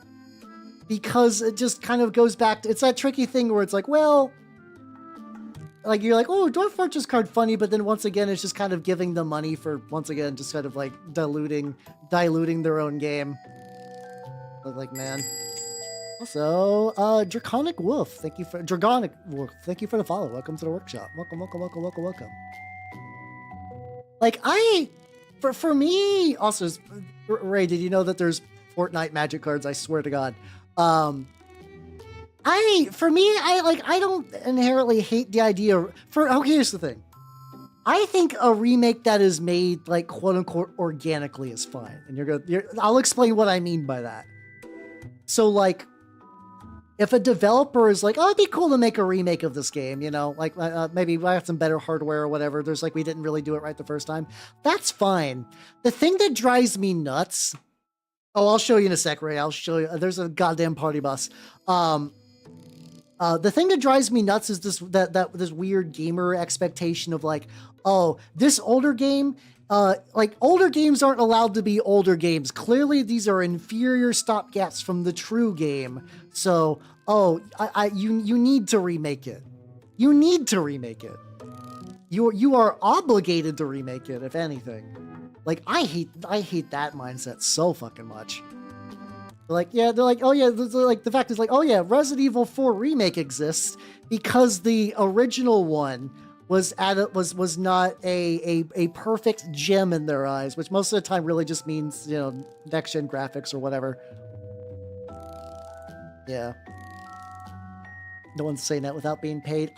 The thing is, I would love to agree with you. I would love to agree with you, but like I've heard these people like IRL, like at the LGS, talking about stuff like that. There are people that find the idea of playing any game that is like No, like legitimately go to, especially for like go to like any game with tank controls, and just look up how people treat them, and it's really funny. Like, and like to some degree, I was kind of guilty of that because like I remember going like I've heard bad shit about tank controls. I actually really like I got, you know how hard it is to get used to tank controls. I played Silent Hill 1 and I figured it out in like, you know, I got used to it in like 5 minutes. It's really not too hard. It's really not too hard. And it also lets you do really cool things with it lets you do really cool things with like camera angles and stuff.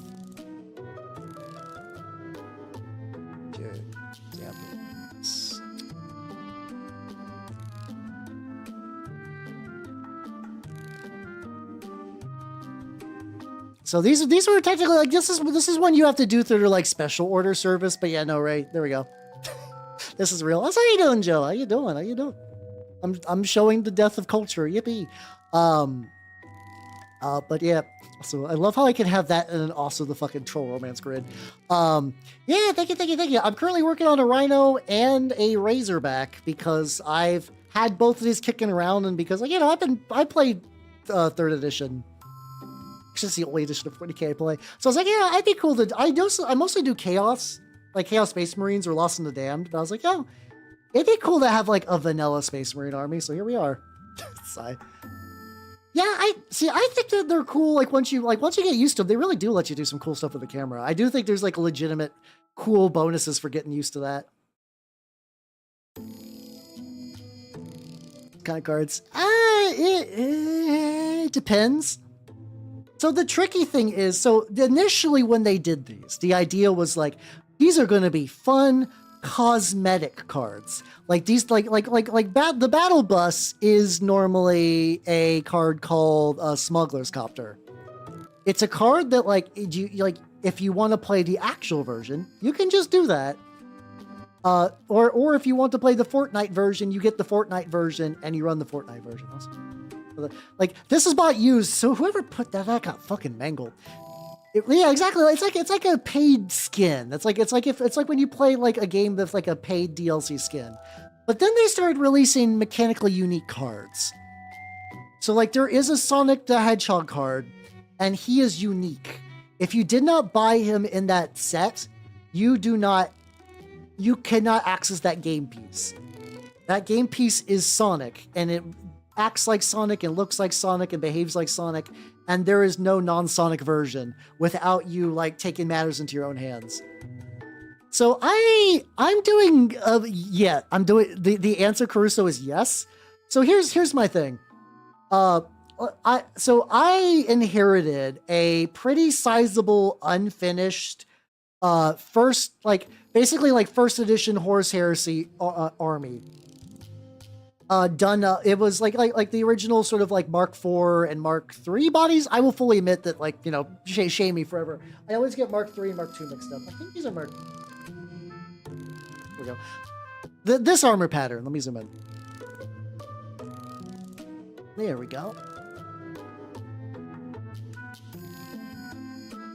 And like, I was given this army. They're like, I don't want to paint this anymore. I just get given armies now. I got a Conquest army for free too, which is fucking nuts. And I was originally gonna like strip them paint, and like they were mostly unpainted, but I wanted to strip some paint and then also make them in my preferred army for Heresy Word Bearers. But I kind of like stewed on it for a bit. How this goes right guard? I mean, I don't know. I still think it's nice to go back to older games.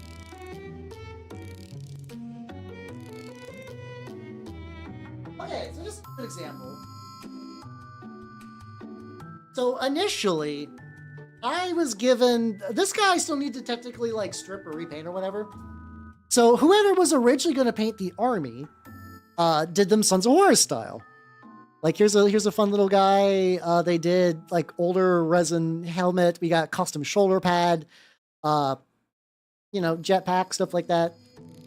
So like, and like the more I sat on it, the more I thought it was kind of neat to kind of like, this is what I'm talking about. I still think it's like pretty close scheme actually. I don't feel like it's very, it still kind of looks very Alpha Legion-y, but there's inherently some color bleed over. mechanically card. There is technically a way mechanically in Magic to make Sonic pregnant. I shit you not. It is possible. The baby will instantly die, but it is possible to make Sonic pregnant mechanically. And I can explain later. But what I'm doing, because I'm doing 3rd edition 40k, and which is not Horus Heresy for a lot of my games, I'm doing that kind of classic, a bunch of dudes got lost in a warp storm and they popped out and everything's like all fucked up. So they are still effectively loyalist space marines in like the kind of Imperium nihilist doing their own thing. A local Forge World is basically doing a kind of an experiment with them. They gave them sort of like fake IDs and whatnot. So that ways like they can still kind of operate as like a legal chapter. But also like that means also that this Forge World sort of has like blackmail material in this chapter to kind of do its dirty work.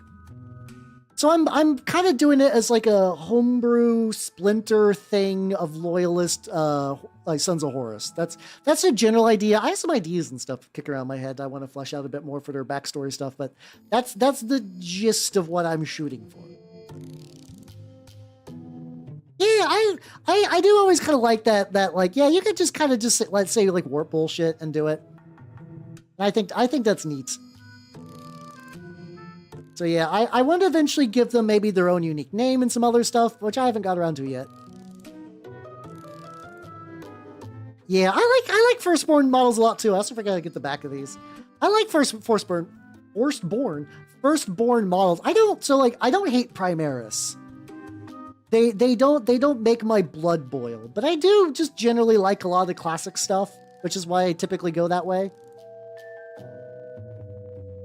So would I refuse to paint a Primaris model? No, I own some Primaris models too, but like for me, like I like those little lads I got, and I also just really like the idea of I really like I've been gifted more and more people's projects that are like, I'm never gonna finish this, how I'll make it real, and I kind of love that. I kind of love adopting an army. I really like adopting an army and sort of just like, you know, doing it. I think it's really, really fun. It activates my neurons in like a really specific way, you know? But here, I'll explain, you know what, while that's drying, I'll explain the Sonic giving birth thing in Magic the Gathering. So yeah, also, I also really like the progress on these guys. This is what I wanted to do to Rhinos. I've been doing this for about an hour and a half. This is already kind of painted, but you're like, wow, these would look fine on the tabletop. They're not done yet easily, but like they look legit. I wish you wouldn't. Too bad, motherfucker. Here we go. So you can also use this in EDH if you want. So here is the unique Sonic the Hedgehog Magic the Gathering card. He goes fast. It literally says gotta go fast. Let me get rid of 50 Cent as Balrog. So this is Sonic. You can buy a Sonic card. You can have Sonic lead your deck. Get rid of this guy's name. Specific line of text I need to look for. There we go. So, Bloombarrow, the set that's basically like Redwall, but not Redwall, introduced the idea of the mechanic called Offspring, where it was like you could, what's it called? You could pay some extra mana and you get like a little baby version of a creature. And you're like, okay. That's usually, it's like, oh, I'm like a brave fighter, and here's my itty bitty little child, and we're, you know, like a wholesome family. They also released a deck based on Offspring, including the ability to give Offspring to creatures. You do have to keep them separated, but I'm not. Behold, Zinnia, the Valley's Voice. Creature spells you cast have Offspring too. So, entirely within the rules of Magic the Gathering in the year of our Lord 2026, you can cast Sonic with Zinnia Valley's Voice on the battlefield. You can pay 6 mana to have Sonic enter, and then immediately give birth. However, due to the legend rule, you cannot have 2 legends of the same name. So in the process of that childbirth, you either have to kill the child or the original Sonic. You're welcome. I have cursed you all with forbidden knowledge. If Wizards of the Coast is going to do shit like this, I will take things into my own hand.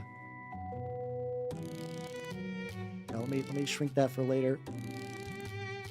Yeah, not moving. Technically, if you have like a mirror gallery or something like that, you can make the baby live. But you know, that's extra support. Why have you done this? Because I can. Magic is dead. Yippee! Spend money on other things instead. Don't stop, we love you. But why? Because this is the way my brain works. That's the way my brain works. I almost built a deck with that idea, but I was like, nah, I'm good. I'm actually kind of at a point where I'm actually thinking, like, I still like playing Magic with my local group, but I think I'm basically done getting new cards. And I'm, for at least for a while, and I'm okay with that. Like, they've been showing the cards for the new Strixhaven set, which is, ironically, like, Harry Potter. There was a very, it's really funny. Ages ago, Wizards of the Coast did like a, hey, if we did a crossover set, how would you feel about like, you know, these properties? And one of them was Harry Potter. I'm fully tinfoil hat theory that they wanted to make a Harry Potter Strixhaven crossover, but then that's around the time J.K. Rowling really went off her shits. So they canned that, but they still had the set. Which is like, it's a conspiracy theory that I can never really fully articulate, because prior to that, they did something similar with Godzilla. They did a Godzilla set, but there was like a couple of, you know, just like a couple of Godzilla cards that were skins that were put within the set itself. So my theory is that they were going to do that for Harry Potter, because if they would have timed that right, that would have been like a lot of money for Wizards of the Coast. They could have easily made bank for people wanting to run fucking Ron Weasley as their EDH commander, but they just kind of missed the market on that. They like, once again, J.K. Rowling kind of was J.K. Rowling. And like, I do think Harry Potter fans would have bought it, but there's a lot of the Magic fan base would have kind of like revolted. So they're like, we'll shelve it. It'll be fine. We'll shelve this for now. Yeah. Apparently they are starting to do books again. They did books for years. They've always kind of been that like jank pulp kind of like fantasy stuff. You know, stuff that I enjoy, but like not, I would never say a lot of the fantasy I like to consume is good. I kind of enjoy me some trash, but you know, then they stopped for a while. They wrote some more books. They did some books for the War of the Spark, which, did really bad. And mostly just because they fucked it up. Like they fucked up the release order. The story really didn't have as much to do with the set. It was just kind of like a bad run altogether. Wizard of the Coast is very funny because it is just terrible at its own IPs. You can say whatever you want about Games Workshop, and you're right. They know how to manage 40K as an IP so much better, like in terms of like a multimedia thing. It's kind of crazy. Like compare like how 40K gets managed to something like a D&D or like a Magic. And like both of those are under the same roof, made by the same company, and ostensibly are like the biggest in their field, and yet they fuck it up every time. It's kind of great. Now my stock will proliferate. Yeah, I mean, honestly, that's like considering it's like his 1/1 counters, that's legitimately not a bad strategy for him. Yippee! All right, slowly working through this. Not too bad though. Let's see. I might go in later and touch up a little bit of the non-metal stuff as well. Yeah, I still think that like there is a certain amount, like it feels weird because it's also very cynical. Like, yes, develop your brand IP. Like that does make me feel like a fucking like absolute cretin. Just saying those words in that order, but it's kind of true. Like Wizards was going to make a movie for so many years, and that never materialized. There's been games, but they've also been bad. Oh God, speaking of which, so. For reasons I don't fully understand, how you doing, son? How you doing?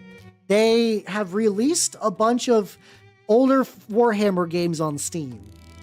I supposedly with modern day fixes, like that's actually technically the kind of stuff that I think is cool. Like going back to the remake argument, I think the idea of instead of doing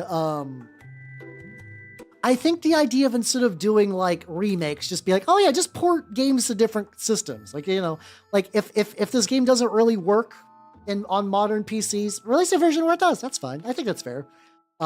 They did release Tau Fire Warrior though, a game that I streamed once when drunk and it made me sad.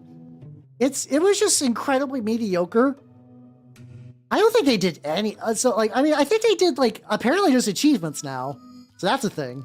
They did some changes apparently, but yeah, no, I don't know how much better it is.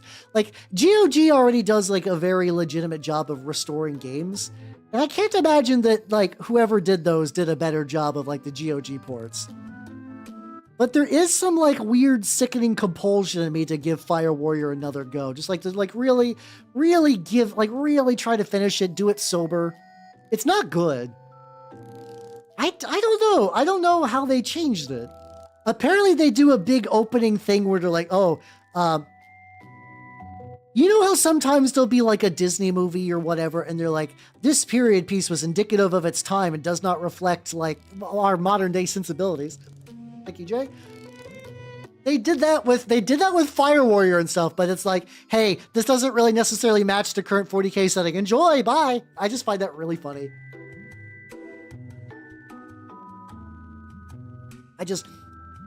I find that infinitely funny because usually you get that for like movies and stuff where they're like have like a comically like racist or sexist person.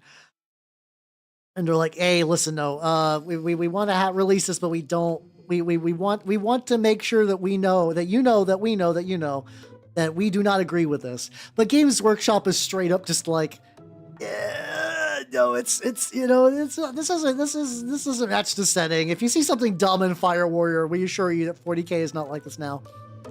Oh yeah, no, it was like that's the thing that drove me nuts. It was just aggressively like mediocre. It's just a really mediocre, shitty Halo. Like, okay, so it's not. There is a time, like, so bad it's good video games exist, but they're really rare. They're really rare because, you know, it's hard to make a game that's bad, but also is fun to play. Tau Fire Warrior is boring. You're basically playing a PS2 Halo killer. God, I am glad that people have stopped with that idea of like X game killer. They might still exist, but I don't really see them to that much degree anymore.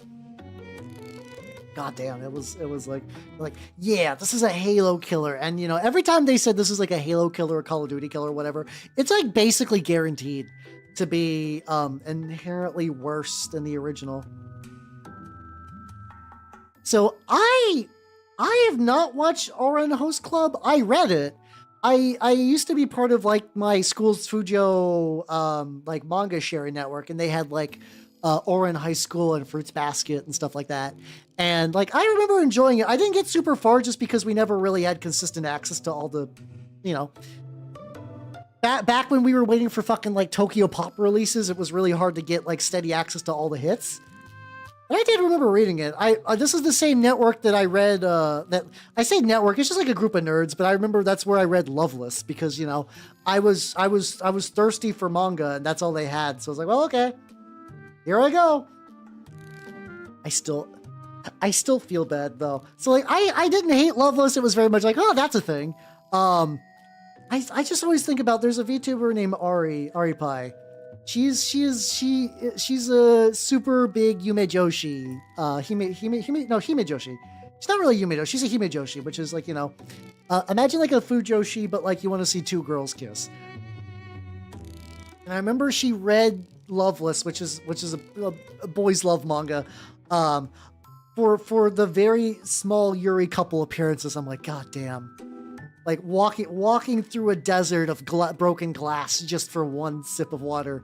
Amazing. Yeah, it was. So my high school was very specific. One, it was like during that period, like sort of like during that period where like the sort of like the early proto, like, you know, anime fans have been around for a while, but like the idea of like what we recognize as a weeb was starting to become a bit more common. But also, the Fujo Share Network, it was an entire family. It was one family of female anime fans. There was goddamn 6 of them. 2 of them were twins. And so they just, you know, would go to conventions. They had like an entire fucking big ass shelf. And a lot of it was Fujo material stuff. Like I had my own stuff. And it wasn't like the only thing we did. I did end up reading Love Hina entirely through this network, and I brought some stuff to share as well. Like, you know, I wasn't being like, totally selfish with my manga borrowing, but like, you know, that's what we had. And so that, yeah, that's why like Fujos don't bother or surprise me, because like, once again, for people who have not heard, my Fujo friends shipped me and a friend of mine in The Sims. Like, once that happens, like, you know, you understand. The Fujo mine has been laid bare. I, like, you know, nothing they do in 2026 surprises me. I was there, I had my baptism by fire. I'm just realizing that the back needs like slightly more. Get ready for Fujo Network. It would probably be better than Cartoon Network nowadays, I would have to imagine.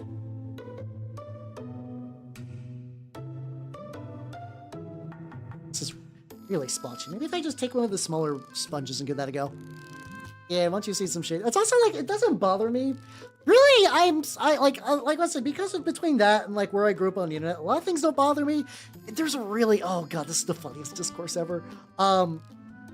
There's currently a big kerfluffle in one side of the VTubing scene about womb ASMR, and I personally find that to be like the funniest shit ever.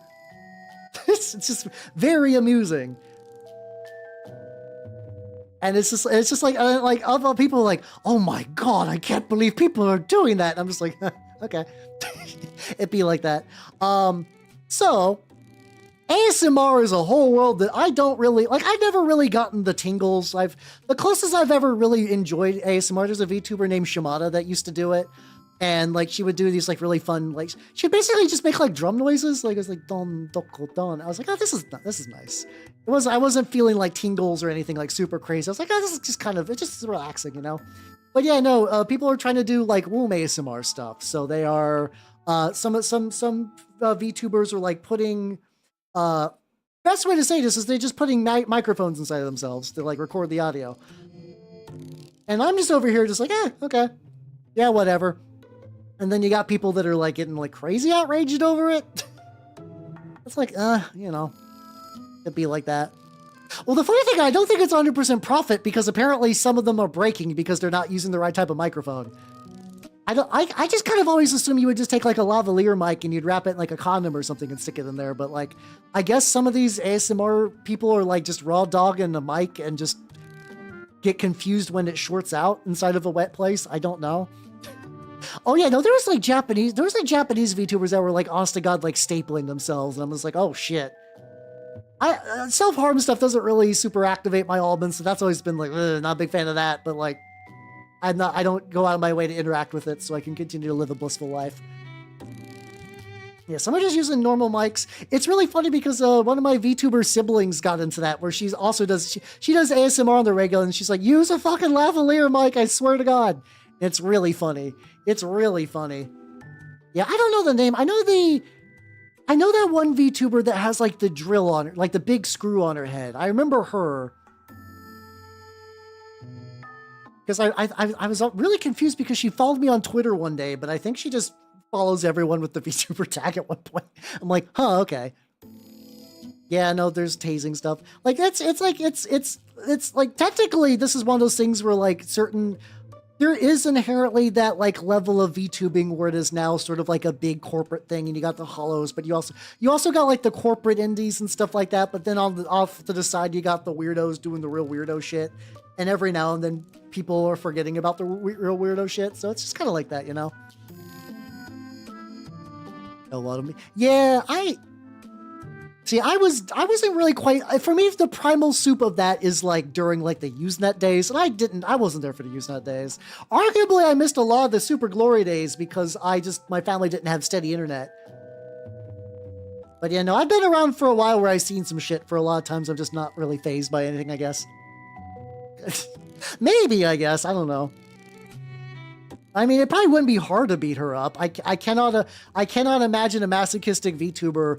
Also, once again, most VTubers are womanlets, so like I don't think it'd be hard, but like, I don't know if that's like a spam engagement thing or what. But like, I was just like, no shit, okay. I just kind of went on my way. I think she unfollowed me later, so I don't know if that was just like a weird advertisement attempt or whatnot. Oh damn, I guess if you're 4, you don't really super remember that. Actually, that's not true. I remember some memories when I was kind of young, but not a crazy amount of them.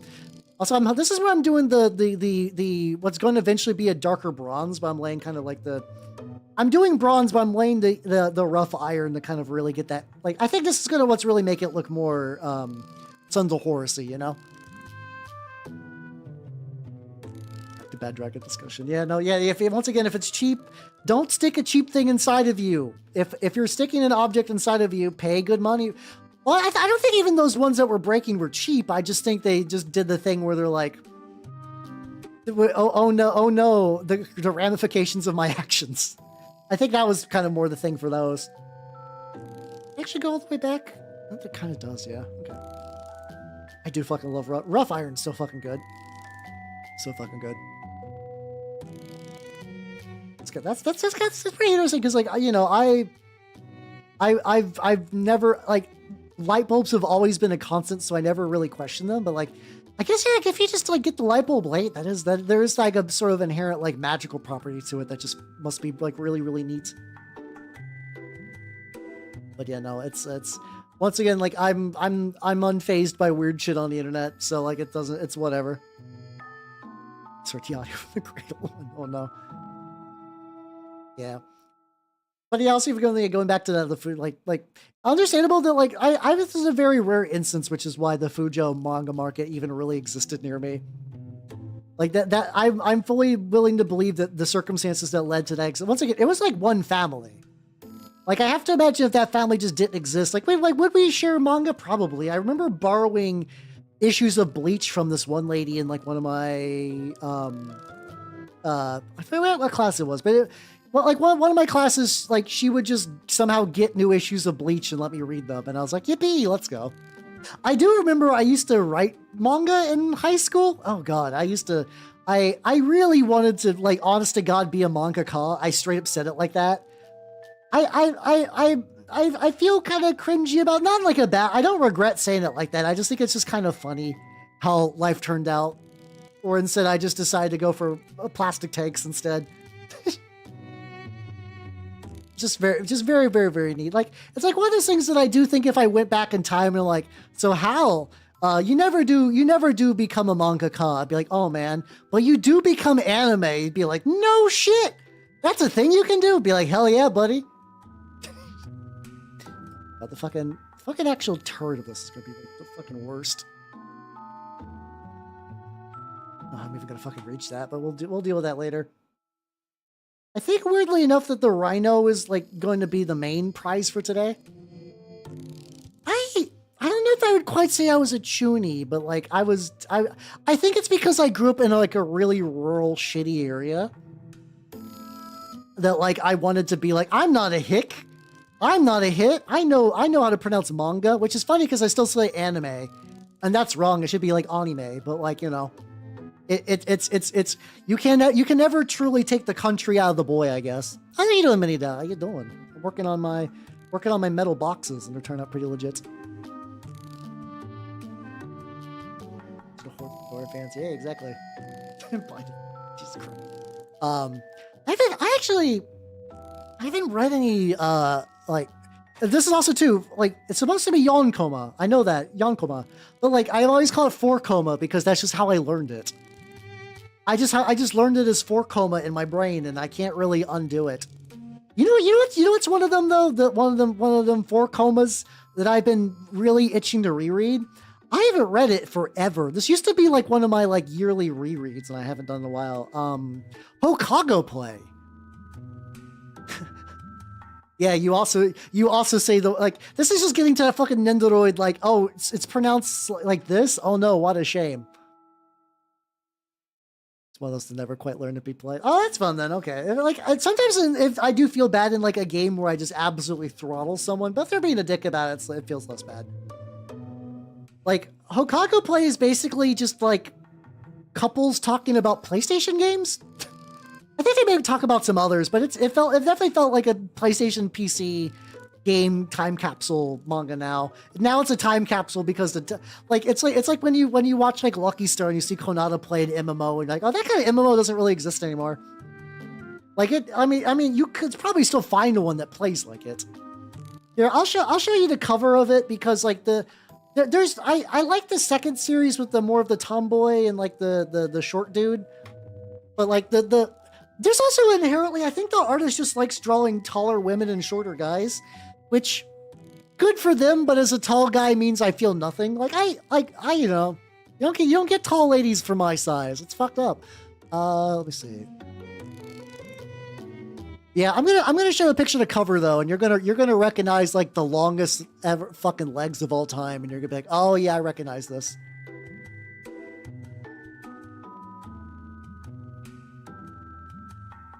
Based.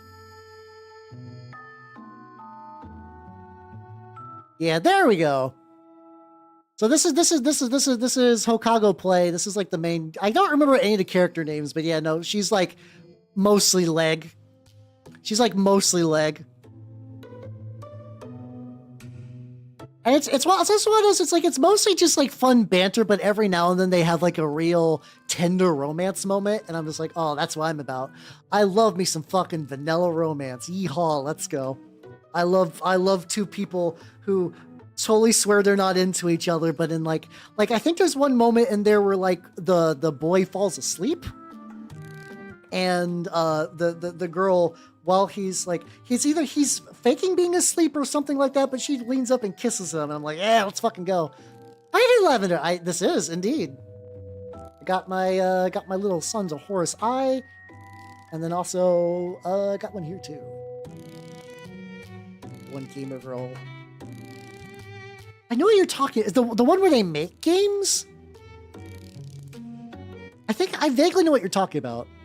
I love it. I love me a sweet romance. I used to like I haven't like I feel bad because I haven't read manga. I've lapsed really hard at like the anime and manga hobbies I used to enjoy.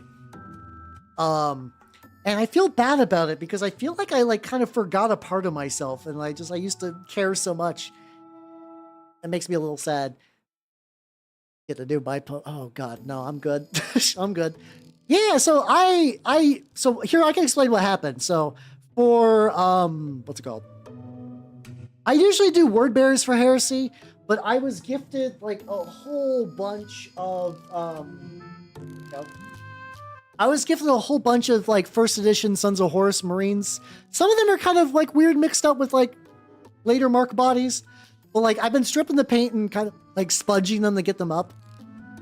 And I don't really actively play Horus Heresy a whole lot. What I do play is 40k 3rd edition, which is why I'm gonna run them as just like vanilla Space Marines. I'm gonna run them as vanilla Space Marines in that, and I think that'll be fun, you know. I feel like I don't recall. Like I wish I could be like I got sick of manga or like I read everything I wanted to read, because I still bookmark series that I would like to read. I think what I just need to do is I need to create like a habitat for reading where it's like, it's so easy when I'm at the PC just to waste time, like, you know, just like playing Slay the Spire or something like that. So like, but like I could just, you know, read manga during that time instead, but I need to engineer a way that like I feel, because like that's kind of an inherent thing for breaking habits or changing habits, is that the path of least resistance is such an important aspect of that. Like if you never get rid of the path of least resistance, like, because you know, technically I like manga, but like if my brain is just like need good chemical, like it's sometimes easier just to like play a, like, you know, it's weird saying Slay the Spire is a mindless game, but I can basically play Slay the Spire on like mostly autopilot.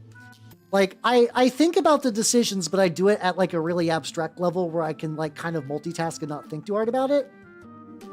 Like if I'm playing Ironclad and I see certain cards, I generally know what I want to do. Yeah, fuck the Black Legion. Also, just once again, because I'm a word bears guy. That's also true for me too. Well, hell yeah, you're good company. Like, I'm basically doing the idea that I'm doing like Sons of Horus Heresy era was caught in the Warp Store and popped up in, I'm gonna say modern 40k, but because my group plays older editions, I'm just gonna say like I don't know, maybe pre-Primaris, or maybe not. Maybe it'd be kind of fun just having them like purposely kicking around with Crusade era gear, no Primaris options or anything, just like struggling out there. High score girl. Oh wait, that's the what's it called? That's the fighting game one. There's another one that's similar to that I've actually bought some volumes for that I need to read. It's called Destroy All Humanity. Destroy All Humans, They Can't Be Regenerated, or something like that. Destroy All Humanity Can't Be Regenerated. Where it's a very similar idea where it's like this takes place during the 90s, and it's about like a group of high schoolers learning to play Magic in Japan, which I think is a really cool idea. It's also got some fun promos, which is neat. Which I got them because I was like, I'll read this eventually. The promos aren't like super crazy. Yeah, it's really it's funny. It's also less like the little bits I've read. It's not like fucking like Yu-Gi-Oh shit. It's not like bullshit and whatever. It's still very much the real world. It's still like, but it's very much like if you were a teenager in Japan when Magic came out, you got to see like the idea of like meta games forming between shops because this was like pre-steady internet, or like one of the local players learns about like how like, I think the main character plays Suicide Black, which is also like a deck archetype that doesn't really exist. It was very much like now Magic cards are kind of like all upsides. There's very rarely any downsides to playing a Magic card outside of like really egregious examples. But the whole Suicide Black archetype used to be like, the only life total that matters is the last one. Burn every resource to punch your opponent directly in the dick. Yeah, guy trying to make Sheevan Dragon work, that kind of stuff. And I need to read it properly because I own physical copies. I do buy manga from time to time. I've lapsed on it, but after reading it, like, I was buying physical copies of Baki because I was really happy that Baki came out, like, in the US in a version I could buy. Because I read all the way up to the Musashi arc where I dropped it. I just need to get back into that shit. So I was buying issues of Baki. I was buying Destroy All Humans. And I was also getting anything by Nagata Kabi because her everything that woman does is very harrowing, and I want her to live a good life. Also, Lavender Heretic, thank you for the follow. Welcome to the workshop. Hell yeah, let's go. Also, just realized I painted over a little bit that I've already painted over. That's fine. That's fine. I love Baki so much. Baki is so good. It's so good. I love it. So once again, one of my favorite things. I love things that are just fucking insane, but not in an ironic way. So for me, it's like, if you do something crazy, but you're all like, wink, wink, nudge, nudge. Isn't this silly? Isn't this stupid? I will hate you forever. If you do something fucking stupid and you lean in and you never, like, you treat it with the deadly seriousness, I fucking love that.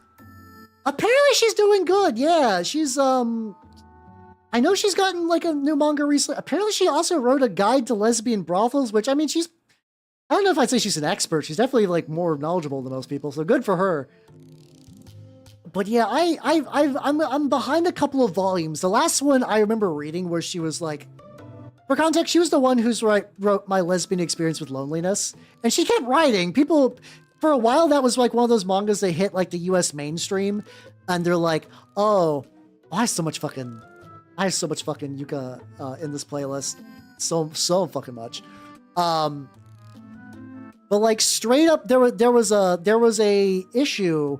Like one of the ideas was like, she was kind of like already struggling with alcoholism, and she also had a thing where she would just try to go to like either like work or visit the neighborhood or whatever, and everybody would just keep giving her like alcohol samples. And eventually the doctors were like, your liver is fucked. Like, your liver is fucked. You can't drink anymore or you'll die. And, like, I hate that she's kind of... I've heard that, too, that she's kind of a lolcow. I hate that. Because, like, on one hand, like, there's clearly, like, a rough family life and, like, a history of mental illness. 100%. But also sometimes you see her decisions and you're like, why did you do that? And I mean, the answer is like not 100% sound of mind, but it's still like can be frustrating. And I have to imagine after a certain point, she does become lolcow status because you're like, oh, she's going to fuck up everything again. I don't want her to. I genuinely wish her the best of luck. I don't want anybody on this bitch of an earth to suffer if they can help it, you know? And it's also just, I also just kind of like just being in like someone's head, like writing about their thoughts and their feelings and their thought process and stuff. I really like that. She like, it's also true where it's like she's had like a hard life, but like in a way that's hard to like, I think sometimes for things like neglects or like kind of like overly stern parents, it's really easy to blow that off because like, unfortunately, a lot of times sympathy comes from physical violence. Like if her parents were like actively beating on her, like I think a lot more people would be like, oh my God, here's some sympathy, here you go. But like that doesn't really happen for like a lot of the kind of like neglect and mental stuff and the kind of like weird neuroses her parents kind of like helped embed within her brain. How you doing, Turtle Sages? How you doing? I'm talking about Nagata Kabi and I want her to be okay. So I think to a certain degree that makes her look less sympathetic and more just like crazy, effectively.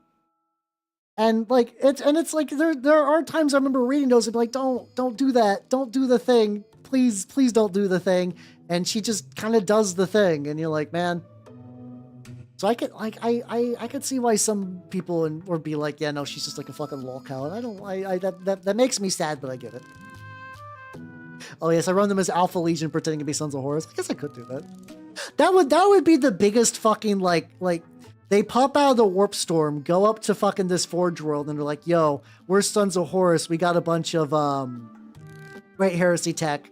We'll do anything to survive, and like we're so loyal to the Emperor. This Forge world goes like, okay. And then they're like, okay, they took the bait. They took the bait. This is a fucking double Mobius reach around like betrayal plan. That could be kind of fun. I don't think I'm gonna do it because I still kind of like fuck. That's fine. Sometimes I like the little metal. I probably will go back and do some like what's it called? Do some chipping and other bullshit later. It's also nice though because I can always just like paint that black and then stipple it later and be fine. Yeah, I just kind of default to she's had a hard life and I'm glad things are like generally looking up for her because like fucking man. I'm gonna use a thicker brush for this. Yeah, I don't want to potentially ruin this tip. There we go. Old Faithful. I've had this brush for like 4 or 5 years. It has been stripped of paint so much. It's like super floppy or whatever, but like as like a dumb utility brush, it's kind of perfect. Yeah, once again, don't throw away your brushes. You can strip paint from them with isopropyl alcohol, or you could recycle them into like stippling brushes and dry brushes and stuff. It's brushes are the gift that can keep on giving for a long time if you treat them right. But yeah, those are sort of the 3 active volumes of manga that I bought. And then prior to that, like the last series, I do own all of Girls Last Tour, and I did remember reading that. I still need to watch the anime though. I picked up this is also a thing too where it's like there's like it was like the Army Painter Psycho or whatever, the 10 sized one. Yeah, I did see that. The funny thing is what's it called? Those are actually kind of shit. So so this is very unintuitive. So like when you're getting into painting, you're like, okay, in order to get the thinnest details, you want the thinnest brush possible. So, you know, that makes sense. No, like don't feel like no one feel bad about this. This is just one of those weird counterintuitive things. And that's why they sell like small brushes. The biggest thing about a brush for doing small details is the point. And if you look at a lot of professional like mini painters, what they'll actually do is they'll get like size 1 and 2 brushes and they'll make sure the point's maintained well. Because that's where legitimately a lot of the work is done. And like, it's hard as a new person to figure that out because like, you go to buy a Games Workshop brush, you go to buy an Army Painter brush, and what do you see? Oh, this is the small brush for brushing small things. You're like, oh, because that, you know, intuitively makes sense. Like nothing about that feels weird or wrong, you know? It's just kind of funny because like it's like also once again many painting things have like a you know how you can buy there's like razors and razors for women, and a lot of times they're the same razor but one will be significantly pinker than the other. and there'll be like a $2 or $3 upcharge. Maybe they'll have like a lotion bar. Like, yeah, okay, you're using shaving cream. Who gives a shit about the lotion bar? A lot of wargaming things are like that, where it's like dirt for wargamers. This is $5 for a little jar, which would normally be like $5 for a 20-pound bag at Home Depot. It's just very funny how that works. It's just like one of those little things you would never really realize until it's like, I mean, yeah, really, like you can just get fucking Gunpla ones that do really, really well. Like God Hand still fucks, don't get me wrong, but like real. How's how you doing, Ducker? How you doing? I'm working on my metal boxes. That's going pretty good.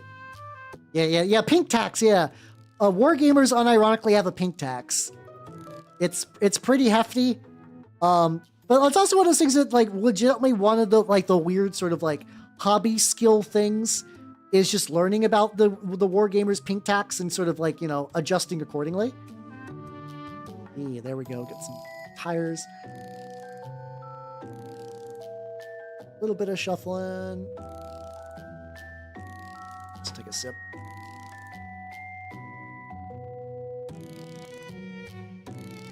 I mean, to be fair though, maybe that like that size 10 brush might be useful though. Kind of, sort of, because like I will say, a good quality brush does help. Like, I'm not like people like, you know, when you're starting out, I would not invest into like a full set of Artist Opus brushes because that's like, you know, that's like $100 some, and also because like a lot of being good with brushes is brush maintenance, you know. Putrid, the Icarus, the nauseous, killer tax. Yeah, exactly. You got to pay that Nurgle goop tax. How you doing, Muckrin? How you doing? But like, legitimately, like a nicer brush does help, but also like you don't need the brush in the way that it's kind of like advertised a lot of times, which is just very funny. Also need to get. I never got these little bits. I gotta go back and hit those up later, but that'll be fine. Right now the goal is just to get all the little bits. I like broke the art block. Hey, let's go. I mean, sometimes it is like that. There's the kind of inherent thing with all the creative hobbies that unless like that's legitimately what like going back to the fact that like this is my I will have a proper celebration later, but like 6 years of VTubing, I never got into VTubing to be an idol. I never got into VTubing to be rich. I never got into VTubing to make friends. I got into VTubing to become consistent on painting my backlog. I swear to God. Like, I've met cool people. I definitely have not gotten rich off of this, and that's, you know, fine. You know, no one, very few people actually, like, come out money positive on streaming. But, like, that is still the goal, and the backlog has been painted. I roll up to the shop with, like, newly painted models each week, and everybody's like, got into VTubing to be autistic. I mean, I was already there, but yeah, to enable it, yes. This has been fun. But yeah, no, it's 6 years of painting minis, and probably, you know, the backlog has not ended. The backlog has not ended. The joke about me graduating when the backlog ends is a joke because that's optimistic that I will finish my backlog. That's also true. Yeah. A lot of times expensive tools, the big thing is like, yeah, definitely like speeding up the time it takes to do something or reducing variables for sure. Like, a lot of times, like, the big reason that, like, precision clippers are expensive is because they require, like, you know, they cut smoother, so you have to do less, like, knifing and sanding and whatnot. Can you do the same thing with cheaper set? Yeah. Can you do the same thing, like, will a decent set get you pretty far? Absolutely, but still. I still have Teto. I still bought the Teto V-Synth, and I've barely had time to fuck around. I think I bought that, like, 2023 or 4. It's been a while. I've done nothing with Teto. Go men Teto. I've been busy in the various other mines. So yeah, congrats on the streak, yo. Go to sleep I gotta take. Hey, it's all good, Jay. Be back when you can. I still got a decent amount of time. I'm actually very happy very happy the progress I'm getting with the Rhino today. You know, gibberish is fair. So, you know, sometimes you gotta gibberish. It's cool. Getting like too thin. Yeah, like especially oil wash these or not, but that'll be fine.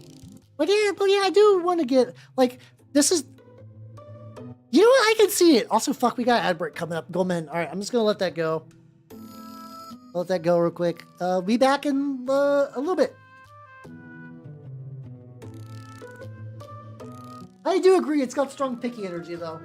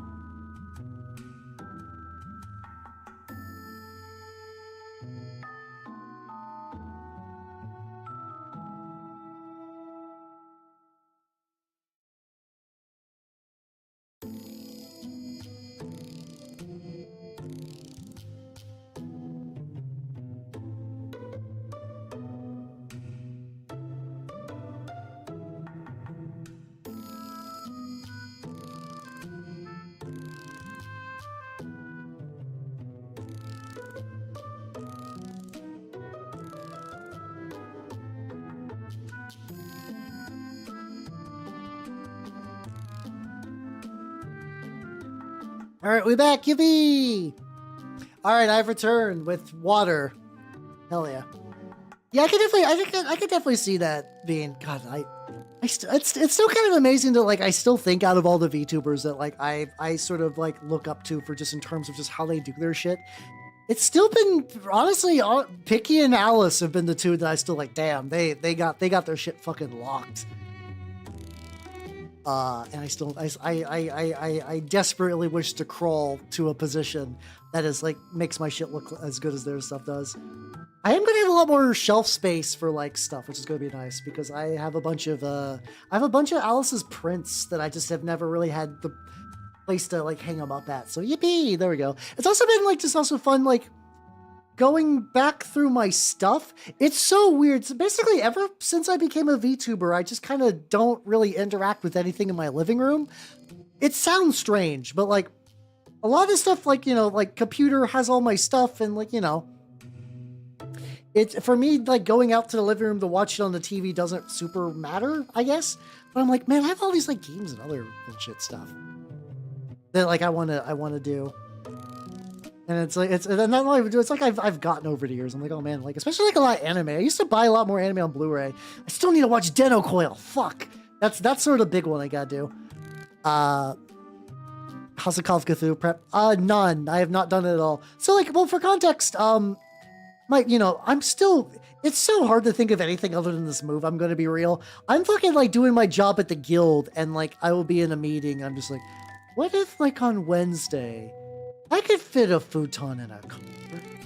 Yeah, I could do that. Then I'll have like a place to sit and then maybe I could like watch a movie in between unpacking some boxes. That would be fun. And I'm like, oh shit, oh fuck. I think effectively this is always like I always worry about like being like real, like internet bubbles are real. Like internet algorithmic bubbles are such an interesting thing. So it's like I would love to say definitively that I am the most consistent miniature painting VTuber, or like I am the VTuber that's painted the most minis on stream. Like, is that true? Probably. VTubing is both really big and really small, though. So, like, there could be, like, Froggy Lock is a VTuber that paints a lot. She paints pretty regularly, but she's also, like, mostly doing, like, Golden Demon stuff and, like, commission painting. Like, am I more consistent than Froggy? Maybe. Can I tell because sometimes I just don't get her going live stuff because Twitter and or Twitch is just bad about that sometimes? I don't know. It's weird. It's like it's so hard for me to make it like can I say that I'm like probably Chaos's strongest soldier in terms of VTubing? Probably, but who knows? It's tricky like that, The definitely cutest mini painting VTuber. I can claim that 100%. Hell yeah, bro. That's true. There could be. I do remember that there was a Japanese VTuber who used to do a lot more mini painting things. Then she became a mom, and I guess she still probably paints, but I mostly just see her do like little like mom comics. Nothing wrong with that. It's just it's like, oh, okay. I don't think I've seen you paint a model in a while. But yeah, there legitimately might be like there was one guy named like Tricky Designs. He was this kind of like rabbit lad. And like, I remember he had like sort of like he still kind of has my dream setup. He has one of those like Adam Savage, like crazy, super intricate setups for stuff. And I'm just like, fuck, I want that. Fuck, I want that. Yeah. Like, can I add qualifiers to the point where I feel confident? Can I say I'm probably like the VTuber that paints the most Trench Crusade? I think that's a safe bet. Or like the most turn up 28s. Or has like, TRPGs is also tricky too, because like there are definitely other VTubers that are big into TRPGs in the way I do. Like I still think like Dice Queen D and Congo were sort of like the big ones that I was like, no, Dice Queen D, Congo, and Corpse are the ones who can ball with like elite TRPG knowledge. But like, there's gotta be others. There's definitely others out there that I just don't know. There's also just kind of like a side of people that are just like TRPG VTubers. I know like the Melissa Belladonna is one of those, though I had to stop following her because as far as I could tell, the only thing she ever really, I know she does a lot of like tabletop content stuff, but when I was following her, she basically did like a 2-year-long subathon and just would also just mostly post art of her getting fucked by dragons, which people are into that kind of thing. That's not like a moral issue. I'm just like, oh, this is not really what I'm looking for. All right. That's how you doing, Vulcan? Yeah, I got my boxes out today. I got my boxes. Yeah. A lot of that. And then you got people like, I know Phoebe Bain is her big thing is Pathfinder, and like she's definitely, I think she's got that locked down, because like I will actually see her talk about like the new source books and stuff. She gets really happy. It's also really tricky too, because like if you're a D&D 5e VTuber, like other than running games, what the fuck do you really do? Wizards of the Coast basically doesn't release splat books anymore. They do like one adventure a year, and they're usually bad. They don't really release like really, God, fucking everything to do with 5th edition is just kind of unfortunate. So if that's your niche, you pretty much just have to run games or maybe do like homebrew content, which she could do. I don't know. Once again, I had to unfollow her because it was all subathons and dragon fucking, which not morally reprehensible, totally fine morally, just not what I'm looking for. Not my area of expertise. Yeah, I mean, a lot of people do 5e. I mean, more in the context of like, this is my niche. Like my niche is I am a D&D 5e person. Like she is a tiefling, like a D&D style tiefling. Kind of that whole kind of setup, you know. It can and can't be, because like the thing is, I'm not that far removed. I'm not far removed from that as like a mini VTuber, you know.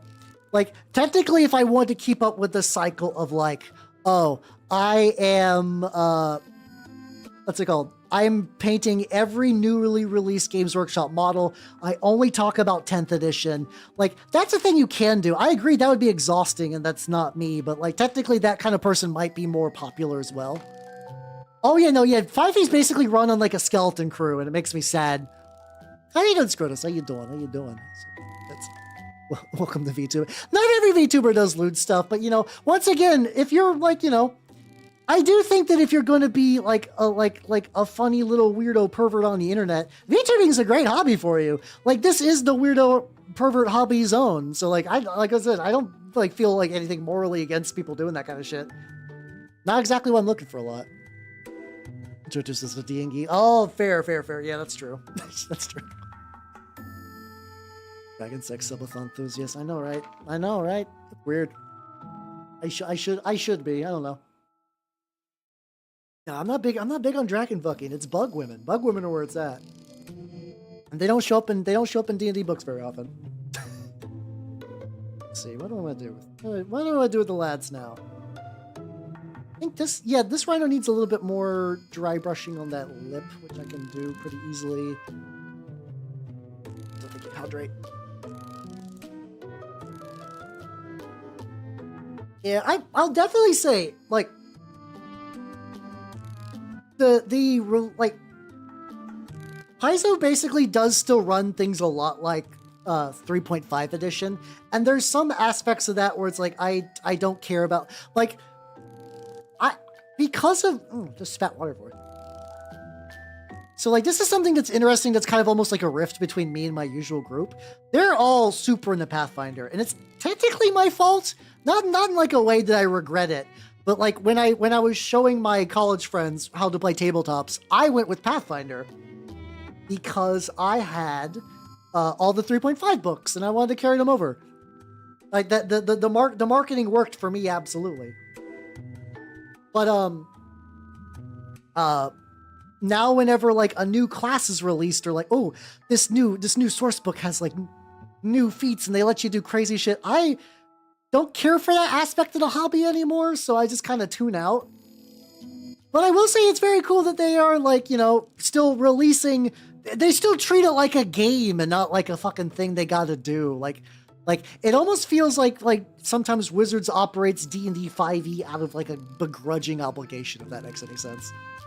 I'll say, how you doing, Buggy? Yeah, I got a Rhino, and you're gonna be happy because also Razorback. Working on both the lads. Yeah, I even Pathfinder 1e I've kind of cooled off on. I just can't enjoy games in the same way that I used to for like 3.5 stuff. Dark neutral gray for I'm gonna go ahead and get the tracks painted just to get that going. We'll see how that looks. There we go. But yeah. It's also just because a lot of times I do tend to prefer like I do prefer rules light in general these days. Like, that's just kind of like what I enjoy that out of games. I'm very much like, I want the system, for me, a system needs to have the ability to what's it called? I want it to reward player expression, but I hate the idea of builds. I hate the idea of starting at level 1 and being like, I'm going to plan out my entire character. Yippee, let's go. Yeah. See, Battletech sounds like fun. I guess it also has some elements of that, but I think doing it just Pathfinder style, I've just kind of gotten tired of myself. Outside of 40k and Horse Heresy, I mean, at that point you go into like, what derivative games do you want? Like, do you want to run it? Like, you could run it in like Xenos Rampant as a transport, or you could run OPR for their Battle Brothers, which is just Space Marines with the labels filed off. Like, you could probably, there's probably other generic sci-fi games you could run as a tank. But yeah, the options aren't like crazy huge. You're not gonna get like crazy options out of that. See, I like Lancer a lot, but I also I'm very curious about. So I want to introduce my current group to Lancer. I've offered to run it. It's potentially come up. I think I actually might be running Imperium Maledictum with them at some point, which will be fun. But I do want to run Lancer with them someday. But I'm also a little bit worried, where it's like, I like Lancer as like a cool tactical system, but the idea of them just kind of looking just to sort of like Carop squeeze the fun out of Lancer just kind of sounds like, oh no, I don't know. I don't know if I'm going to enjoy that. Yeah, it's kind of hard. It's kind of hard to, I mean, you could maybe like use it as like a scenario object or something like that, or like stack a bunch of them to like make like a makeshift trench or barricade. But yeah, unfortunately with Trench Crusade, I don't think you're going to get a lot of good options for Rhino usage. I feel your pain though. Oh, I see. I respect that opinion. I just can't do crunch anymore. For me, because like I remember playing systems like Shadowrun and whatnot, where it's like the party was great, but whenever the crunch got involved, it was just exhausting, and I just like it did not give me, it did not spark joy. I'm somebody who could not give a fuck about like gear port and the Shadowrun, because really guns firing different ways that effectively get the same result of guy get shot, guy get dead doesn't super excite me. Which is fair though, because also some people do play Shadowrun exclusively for the gear porn, and that is the system that lets you do it the best. And I'm glad the game exists for them, but it's not for me. Which I'm okay with. I'm okay with the idea that certain games are not for me, and that's fine. Unlike some people on the internet that are just like, no, everything must cater to me forever, or it's wrong. I'm okay with just being like, yeah, I don't really do that level of hyper crunch anymore, and that's fine. So, yet, fair. I do, but you know, it also could shift at some point. You know, my interest and taste in TRPGs definitely like ebb and flow quite a bit.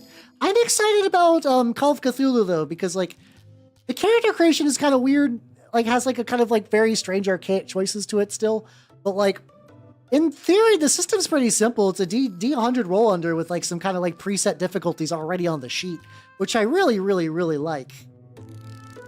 And like, you know, I think that means that like if somebody's like, yeah, I want to do like a thing, it's really easy for me just to find an equivalent skill and make that thing happen and have a good time because of that. I'm like, oh, this is great. This is excellent. Oh, Ryutama does fuck. Strong recommend Ryutama. I ran it once ages ago for a South African VTubing company that no longer exists. Haha. But it was really fun. It's like, I especially kind of think Ryutama would be a really good detox game where somebody who is like, likes fantasy, but is kind of almost like terminally D&D brain, just be like, try this out, see if you like it. Where we're like, technically being like a farmer or a trader is a valid option, or like, because like, it's also too, like, I know sometimes people are like, yeah, you can run anything in D&D 5e, but like the system does precondition you to certain behaviors. You look at a gigantic stack of combat rules, and you look at your character sheet full of combat rules, and then people are like, why do you solve everything with combat? It's because that's the tools you give your players. You give players different tools, you get different reactions. And Ryutama gives you those tools, for sure. Which changes the way that like their behaviors will match and whatnot. It's just that kind of inherent, like very like neat cause and effect of just how games are played. The sides as well. Very lucky that the wheel, like, basically I'm just hitting these with the gram, then I'm gonna do a dry brush. Yeah, I think it's like, I remember like the, I was talking to like a friend of mine who's like, their local group kind of fell apart. And like a lot of the issues was sort of being brought by like the way the players were interacting with 5e, the system. And I know at one point they were gonna try Savage Worlds. I think things kind of further deteriorated for like other in-group reasons. Unfortunately, I think they had one of those people that is just like a really aggravating player that's like kind of hides behind autism, but also like, so you're like, you could be autistic and be like, nice, but you can also be autistic and be like really mean. And when people are like, stop being so mean, they're like, I'm autistic. I can't help it. Like, that's not necessarily true. It's not necessarily true. And if it is that bad, you should not be playing a social game. Like if you're like, if your autism is so bad that you cannot help be mean to others, but you have to realize you are playing a social game.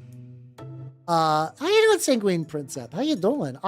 Indeed I am. Behold, there we go. We got that, and here we go. Yippee! Got my Razorback. Got my Rhino.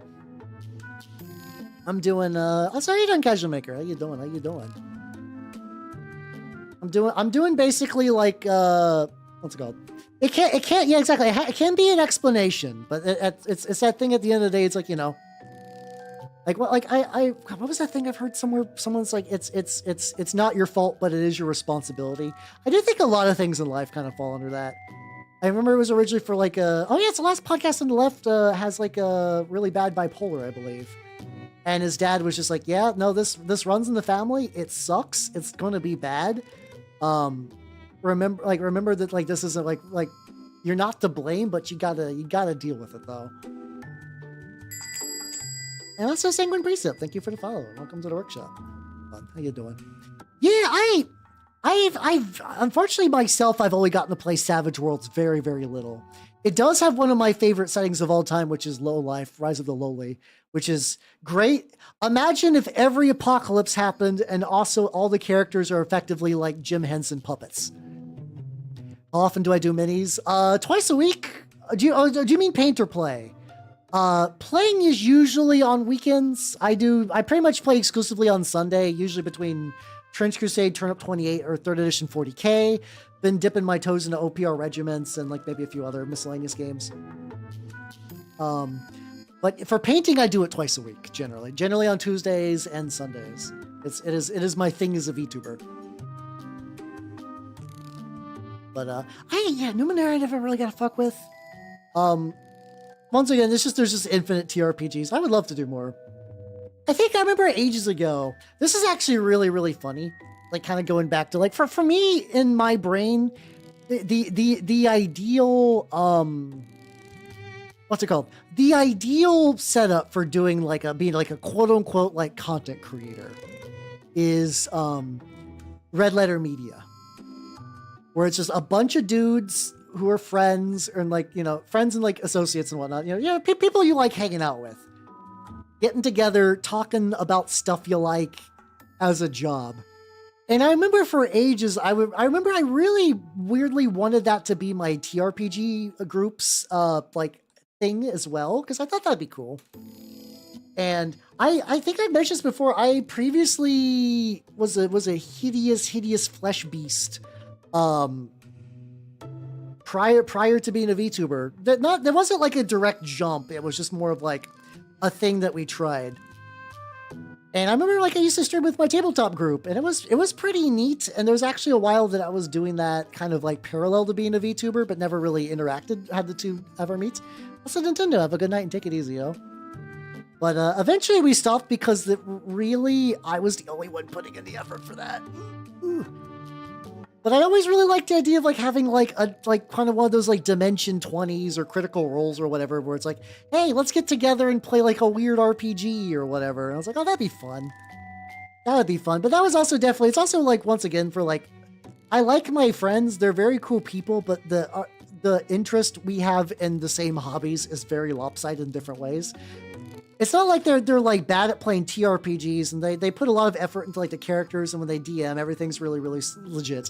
Like no issues there. But yeah, I was definitely like, I also just like, I'm the guy they go to when they want to learn about new TRPGs. They're very focused on one, just kind of like, also, yeah, because I remember I would manage the streams, I would manage the OBS, if I was DMing, I would also be DMing at the same time a coherent campaign.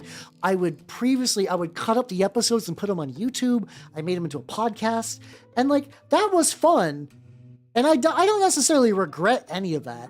But at the end of the day, the big takeaway was like, oh, I'm the only one doing anything. And this wasn't like a oh, everyone needs to shoulder their weight more, blah, blah, blah, blah, blah. For me, it was more like, oh, I think I'm the only one that cares at this to this degree.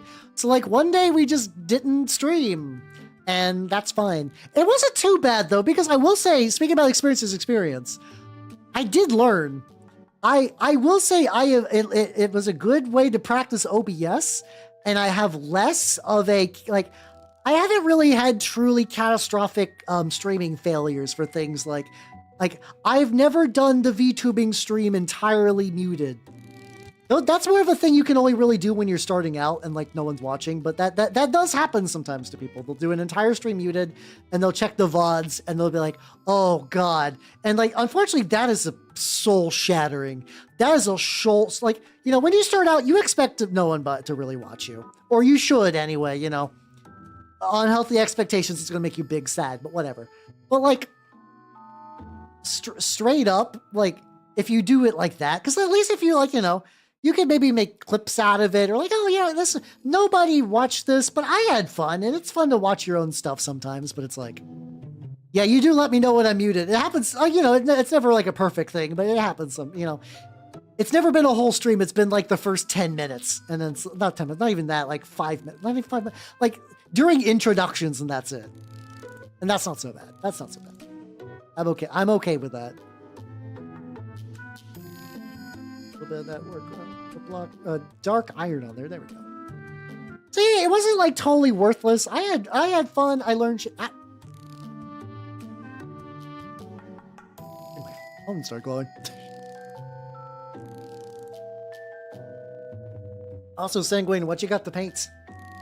What you got to paint, nerd? What are you holding on to paint wise? You could be painting now, maybe. I say maybe because like I would like to say you can paint now, but like if you're at work or whatever, like no. That's you know what, that always drives me nuts. Like I paint pretty regularly, but the strongest urge I have to paint is when I can't paint physically. Like when I'm doing my work at the guild, I'm just like, oh fuck, I want to paint. I want to paint so bad. Shit, we got like a big color blur there. That's fine. I can touch that. That's. Wait, did I do? Yeah, this is fine. Yeah, I mean, hey, hang out to do a pod. I still, as a slowly approaching middle-aged man, I do love me some podcasts. I do love me some podcasts. Do you? I guess an interesting question would be, like, do you have a specific chapter in mind? Because there are some chapters that are easier to paint. Like, if you just want like a really quick down and dirty scheme. If you want something like relatively quick that looks good, I do have a recipe for how I do my minotaurs, and those generally turn out pretty nice. Can't even really do this one as a. Can't really do that one as a bit of chip damage. So I'll just like slight layer of black, and I'll just hit it up later. I do eventually want to do chipping effects and whatnot on this, but like not right this right out second. Oh, you do Carcharodons. Oh, fuck yeah, let's go. I was gonna say I do Minotaurs, and Minotaur color scheme is really, really, really easy to do. Hey, let's do. I do homebrew word bearers. Fuck yeah, let's go. Like Sons of Horus is not my main thing. I do like a lot of like Death Guard Nurgle stuff, but also I'm a big bearer of the word. Who out here be bearing their word in public? Yes. Later in a bit. Overall, this guy's got a little bit on there. Basically, I have like a word bearer warband that fell to Slanesh, so I got I'm using Emperor's Children rules for them. Got my Noise Marines and all that shit. Fun stuff. A little bit on the stacks. So I definitely need to. I can see a little bit going on there. Camera froze. Okay, there we go. Oh, are you doing that as like a fun way to use models between both? Because I've done that before. I love hybridizing my armies between each other. It's the best. I have what I call my main the Torment Nexus, which is how all my armies link up, and it's very good. Hey, how you doing, Thumbar? I think so. I consider this level of progress to be winning. This is one of those things right now that, like, at this red hot moment, I could take this to a shop and be like, this is pretty good. I don't think it's quite that ready yet. I would like to continue to touch up, and I eventually want to do an enamel wash, which I don't know if I'll get to tonight, but whatever. But like, if someone was like, Hal, play 3rd edition 40K with me tomorrow. Also,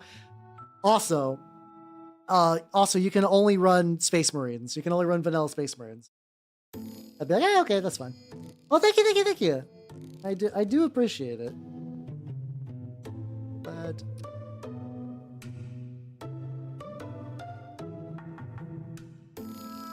I mean, a lot of it is like, I guess the question, and I don't mean this to be rude, but like, what is stopping you? What is stopping you? Is there like a technique you're stuck on? Do you need like some like basic beginner tips? What would it take to get you to work on your gun bliss? I'm curious. While you're in my domain, I can definitely help. A little bit of right. They're also very slapdash easy, and that is a-okay with me. Let's go. Oh yeah, this guy's still got like a bunch of stuff on the back. Like, yeah, do it. Work on your plastic mountain. I believe in all of you. Painting is not impossible. A lot of times you just gotta like learn to like psych yourself up, you know? Yeah. Paint your robots. Paint your robots. Or even, honestly, even just building your robots if you don't have all your robots built up. That's a start. I mean, legitimately, I've done that before. Not deleted every copy of Eugenics. I'm not quite that powerful yet.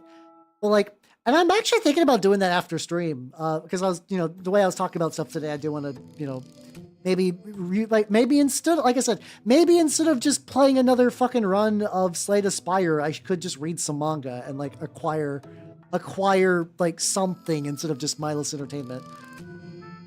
But yeah, just honestly uninstall it. Uninstall it, see how long you last. You won't last 10 minutes without I'm crossing the streams in a way that is horrifying, but sure. That little nubbin. Still definitely need to go in there and do some stuff. Okay, yeah, a lot of that's not too bad. Like those are all very much the things you mentioned, like pretty reasonable and just like, requires some practice. Like, are you like, have you picked up any kits yet? Like, what kits do you got? Because you can get like some like high grade kits. That's the word I meant to actually say. That are like, yeah, probably like $15-$20. You can like, like generic bog standard green Zaku can be acquired for relatively cheap. And like, you can use that as like a practice model just to like work on some stuff and like that.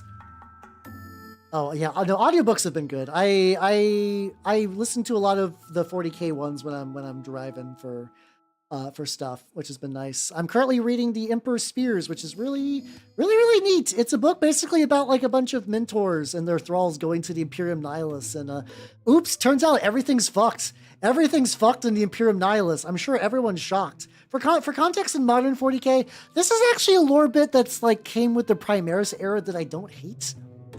I kind of like the idea of like the Imperium being cracked in half. Because I also think it opens up the idea for, it's like, okay, on one side you got the like Gilliman and heroism and every named character and fuck you, buddy. But I think the Imperium Nihilus is where you could do a lot of the like, oh shit, everything's fucked. Really just kind of like do your own thing. Don't need to be attached to sort of like a lot of the like named main characters and stuff like that. I think that's cool. Oh fuck yeah! The only Night Lord stuff I've ever listened to is the trilogy, but I've heard that Seven Target's really fun in the Heresy. I don't know what I'm gonna be reading next as far as that goes. There's a couple of other. I picked up a bunch of books in the like at least Amazon did like a big audiobook sale, and I don't know if those are still like I forget exactly what I picked up for that. I know I got the Big Daka. I definitely 100% know I got the Big Daka, and it's been a while since I read an orc book, so that might be a fun palate cleanser.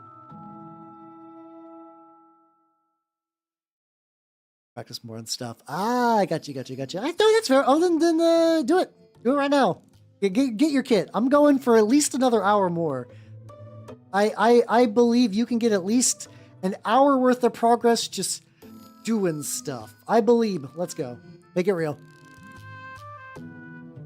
I'm gonna do a little bit of dry brushing. I think I need a little bit. Basically, I do like a dry brush kind of stipple stuff for like bronze. It's also really funny if you look at, I scraped a lot of this, the Imperial Eagles and stuff on here because originally I was like, I kind of want this to work for, how does this keep, is it just getting on my glove and I just kind of miss it? Ah, okay. So step 1, acquire paints. There we go. I guess I could also just kind of mark some of these areas with like the black primer and go back later and do, because I do want to do like a chip effect on like the bottom of all this, which I'll probably be doing that with like a rusty brown though.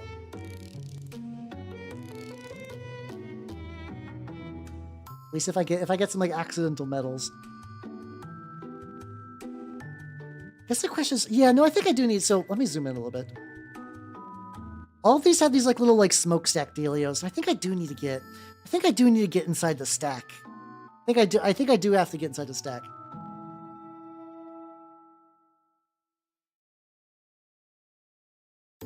I'm gonna be real. How you doing, Ray? How you doing? I have to imagine that every single 40k lore shorts is like blatant misinformation. I have to assume. I like anytime I've ever heard like, it's always funny because you can also tell when somebody is primarily raised on like shorts or just like Adric or whatever. Once again, I like Adric, it's fine, but there are people that go into it and they just like, usually they'll go from Adric to shorts and they'll get some really weird shit. Like you could usually tell because they're like laser focused on the Primarchs. There's a type of like, cause I think a lot of people kind of go back into it and try to like, because the Heresy got like a pretty big book series, a lot of people sort of treat it as like real mainline shit. Where it's like, oh, no, but maybe mainline, it's like, it's mainline, it's real, but like, they treat it like it is the most important thing. The idea that like anything to do with the Primarchs is 40k. So you'll get like Primarch power level debates, Primarch like, you know, basically like the same 10 or so questions or whatever, kind of repeated ad nauseum. I did not see those boxwalkers. No, I'm sorry. Go on. Is it accurate? Ah, I got you. I guess I'm a little predisposed to seeing people get like real adamant about misinformation. That's another thing. Going back to the idea that like now teenagers online are just like, I'm 15, time for a shit take. Here we go. Like, not that everyone who's doing that is 15 necessarily, but like you do kind of get like a very similar. It's like, I've seen things where people will be like, here's wrong information about 40k, and somebody will be like with a source and be like, no, that's wrong. And then they'll double down. I'm like, what are you doing? What do you mean? Like somebody could be like, is Gilliman a Necron? I saw a YouTube short that said Gilliman is a Necron. Is that true? I want to get a Gilliman for my Necron army, but also still make him look like Gilliman. Can I make him a Necron? And people are like, well, you could do whatever you want for your models, but no, Gilliman's not a Necron. I'm sorry, buddy. I know he's Robot Gorilla Man, but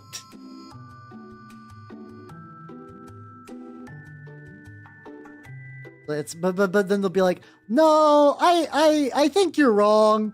And they'll be like, no, here's several books that tell you that like he's not a Necron. I don't know. I think you're wrong, or they're like, I think it's just like, you know, your opinion, man. Okay. Yeah. I mean, that's true. Like, no, I mean, I can understand that like lore incompatibility, like, you know, once again, British nerds have been adding on to the same setting for like 40 goddamn years. It's, you know, I think the reason why like lore YouTuber is a thing is because like, you know, I've read like 35 books. I've been pretty familiar with the setting for a while. Would I consider myself an expert? Not really, no. Because like, you know, I can answer a decent amount of questions on a lot of things, but someone's like, Tell me some things about the Imperial Fists. And I'll be like, I have no fucking idea. They punch. They were in the War of the Beast. Dorn's stands an arm. One of them killed Omegon or Alfarius, I forget which. You know, they Iron Warriors wrap up in there somewhere.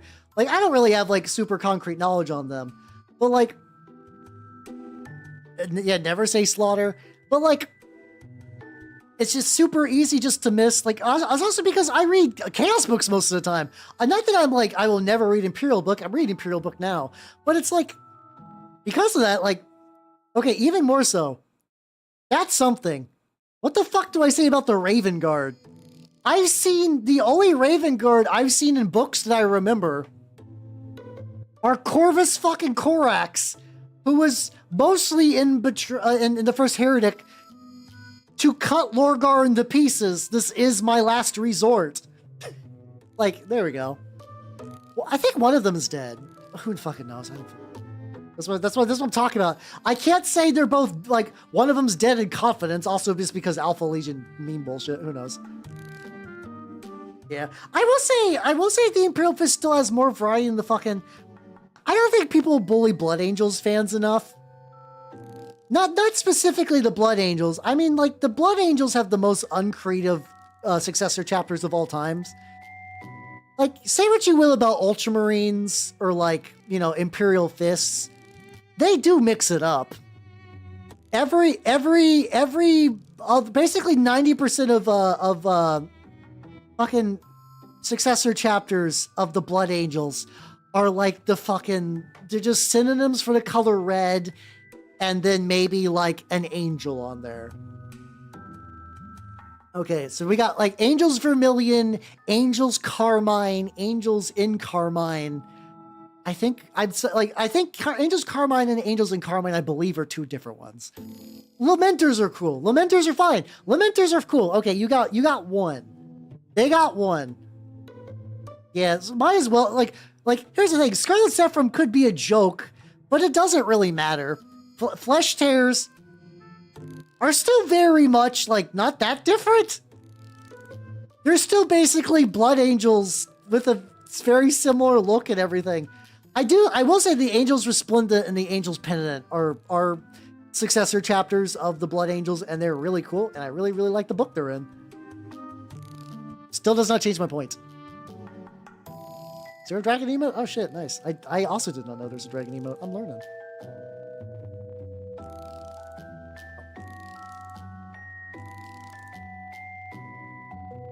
Except this one.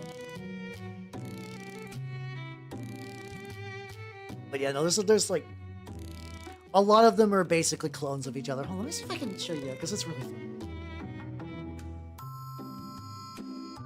Oh, Blood Angels. Successor chapters. Let's go to Lexicanum. It's, oh my god, are these canon?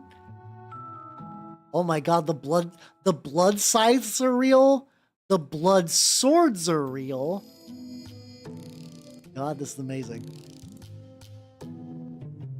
Okay, so this is not gonna fit. Actually, can I zoom out? Let me do a solid zoom out so I can take a screenshot because this is really fucking funny. All right, there we go. I gotta zoom out. I gotta zoom out so I can capture all this.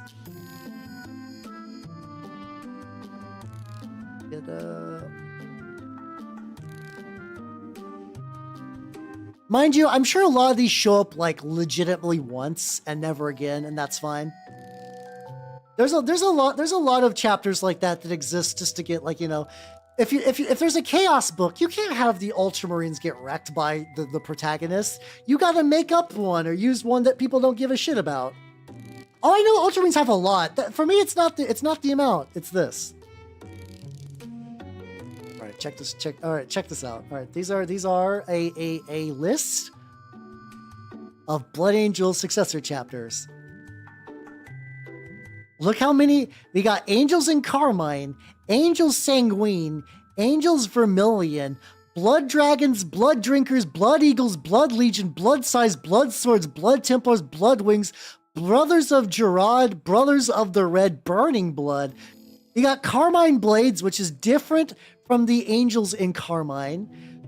We got Crimson Blades, which is different from the Blood Swords.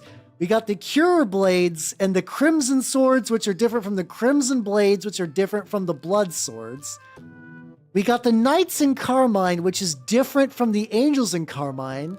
We got the Disciples of Blood, Flesh Eaters and Flesh Terrors. We got the Knights of the Blood, which is different than the Blood Dragons, the Blood Drinkers, the Blood Angels, the Blood Legion, the Blood Size, the Blood Swords, the Blood Templars, and the Blood Wings. We have the Red Wings, which is different from the Blood Wings. We have the Sable Knights, which is different from the Sanguine Knights, which is different from the Knights in Carmine, which is different from the Angels in Carmine. And we have the Scions and Sons of Sanguinius. Also the Templars of Blood. Jesus Christ, Games Workshop, try a little harder. Please, I beg of you. Like, once again, and like, I mean, once, I'm sure a lot of these are show up like once in a White Dwarf article. Like, I'm just gonna fucking wing it. Let's just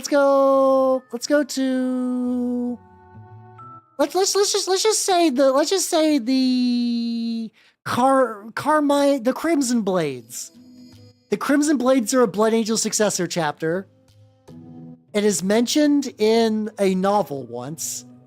And on one hand, sure. On the other hand, why? Why did you need to make a new fucking chapter for this? The Red Knights only show up in the Devastation of Baal. Why did you need to make them? Why did you need to make the Red Knights? Oh god, it's amazing. A lot of these just show up once in a book. Okay, the Sons of Sanguinius actually have a mini. Okay, that's certainly a mini. Damien Morduna. Sorry, Damien Mordua. This guy. There we go. I do think genuinely sometimes authors forget that certain Marine chapters exist. Like, I believe that there's at least 2 Nova Marines. I believe there's 2 Nova Marines. I might want to double check that. I vaguely recall that, like, Nova Marines have, like, a couple different, like, weird lore inconsistencies. There we go. Oh, they also look very much like another chapter, which is called the Sons of Gilliman. They're both, maybe that's what I'm thinking of. They basically have the exact same scheme.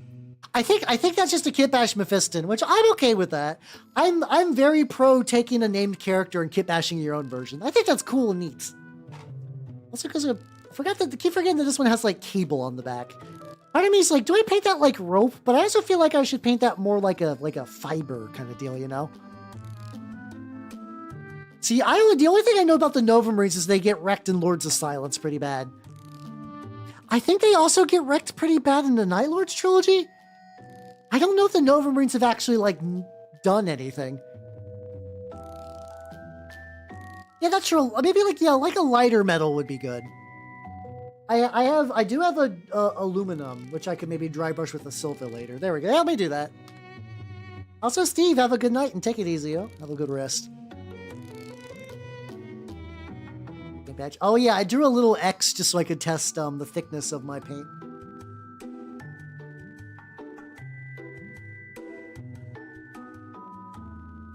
You're the scariest enemy. I don't know. I mean, I would argue the Eldar and the Night Lord trilogy are the ones that really put the work in. I do feel like the Eldar probably should be getting a little bit more credit. I know they're the Eldar, but like, I don't know. They actually did the thing. See, aren't the Nova Marine Space Marine chapter? That's just no. It's hard because on one hand that there's like a theoretical like there's a list of like good guy Space Marine chapters, but also it's like yeah, but in this book they barbecued like 10,000 innocent civilians because you know it's still 40k. It's kind of funny though how like every now and then like it's like sometimes you get people mentioning like, you know, you'll get the salamanders, you'll get the lamenters, and then like I feel like more people should be mentioning the space wolves. I know space wolves are, you know, pretty played out and whatnot. They do genuinely seem to give a shit about civilians, which is kind of neat. I think that just gets lost in the wolf Viking wolf wolf's throne to the all father wolf Russ wolf, you know. Barely one is still winning, I will say. I you know, that is still a victory. I don't think the Nova Marines had a general good time in the Night Lords trilogy. What I remember, I don't think they had anything close to what would be like a victory in that. It's been a while since I read it though, so like I might just need a refresher. There we go. See, there we go. Okay. And then I can do brass, like the bronze on the actual like cord cable bits, and then these bits can just be metal. Okay, there we go. Ah, fair. Let's see. Now something I want to do real quick is, get the wolf. Where's my? I purposely went out of my way to try to set out all the paints I needed, and then I forgot. One of these is my bronze. There we go, bronze. Yippee, let's go. Turns off the space bar. Oh, that's really cool. I still think if we're talking, I still think my favorite Codex story though is the one from like once again, you know, Chaos Space Marine 3rd edition is baller. I really like the one where it was described that like this guy was sort of like a barbarian tribe. And like they just saw the Space Marines as like the envoys of like the horrible Sky Father that like, you know, fucking just killed everyone they knew. And then one day like a Chaos Space Marine of the Black Legion shows up and we're like, we're gonna help you stick it to them. And anybody who does really well can become immortal. And they basically just kind of basically just kind of get their shit wrecked by Marines because Marines. But eventually enough bloodshed is caused that a bunch of Khorne demons show up, and then one of the main character of the story gets really lucky and manages to stab a Marine in the neck. And then the Black Legion guy steals his gene seed. Is like, you did very good. You're gonna join the gods and the stars. I'm like, oh, I fucking love that one. Such a fun story. I really like it when that kind of the kind of like primitive aspect of like a lot of like 40k stuff kind of gets mixed in with all the like the high technology and stuff. I always find that really fun. This almost might be. Yeah, so yeah, this is the Warplock Bronze was just sort of like a lighter coating for this. This is the end result color that I wanted to build up towards. So we're just taking kind of a dry brush, but I really don't need to. I can just kind of just like hit up some of the raised areas and just put like that. Here we go. Does add a little bit of brightness, which is good because like I feel like a lot of that like it's weird in the bottle it does not look bright at all, but like once you start actually like taking it out, it really adds some pop. So I would not be surprised if that story got reprinted. I definitely know it's in the 3rd edition Chaos Codex for sure because that's one of those books that like I will just pop open and just read. Like, I'll just look at, like, you know, I'll just look at the weapon options or I'll just, like, look at the little blurbs and stuff like that. It's just, like, a fun book. It's probably my favorite 40k, like, rule book in terms of just stuff. Like, it's a fun read. It's fun to, like, plan army stuff around it because you get, like, a million billion cool options that are all... Like, that book has cool options that are also good. Like, I basically never really had any issue, like, with anything I ran in that. Which, mind you, it's because it was also kind of like a really strong book, and it came out kind of late in the game's edition, so I'm definitely cognizant of that. But it was still like so. Everything about it was just super neat. Still like it, so it's like, yeah, there we go. Little splotchy bronze bits. Once again, a lot of this paint job is very much like speed. Speed is very much the rhyme and the reason behind a lot of my decisions. It still looks good though. I'm still very happy. Once again, the quality of like the time to paint. So what we get is pretty legit. Where this might be fun. Pigeon. This is a brush that I've also been using for a while, but I proceed just to sort of wash and keep clean. Like, I know technically they say you're not supposed to, but I've still had pretty good luck of like washing. I think Goobertown did a video where he's like, as long as you like replenish the essential oils and stuff in the brushes with like, you know, like a conditioner. I still don't fully know exactly what essential oil is. You might have said a different phrase, but like basically the same idea. Where it's like you could use maybe get like a little. How you doing, Zathy? Thank you.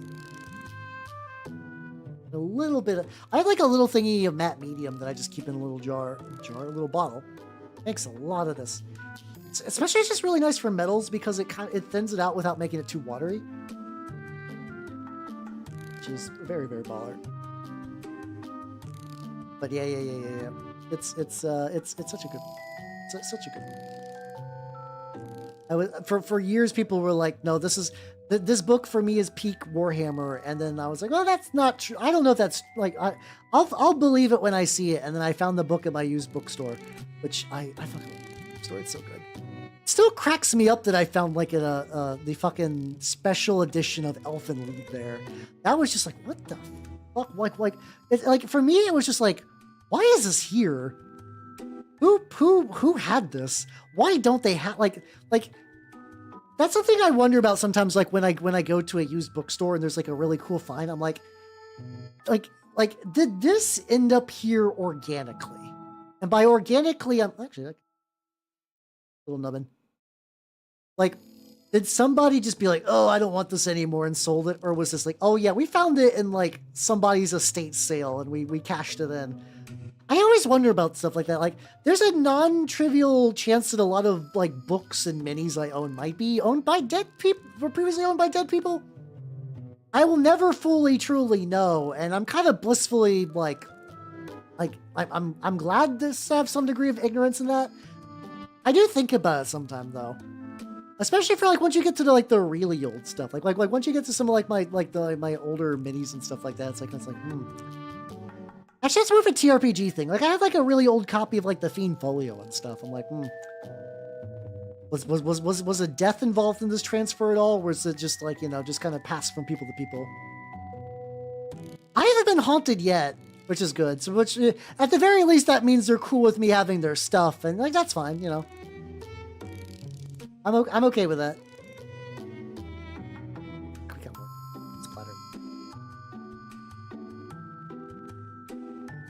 On there. There we go. You go, oh yeah, just be like, yeah, I don't need a vortex mixer anymore. I got fucking ghosts. All right, you're doing pretty good with that for right now. Yeah, it's probably more like that. There was a thing I saw like a lot of times, like I've seen stuff where people like will have like a kid and they'll just like sell off their army or give it to a buddy or whatever. It's kind of interesting because usually the advice seems to be when somebody inherits an army like that, they're like, yeah, you know, keep it.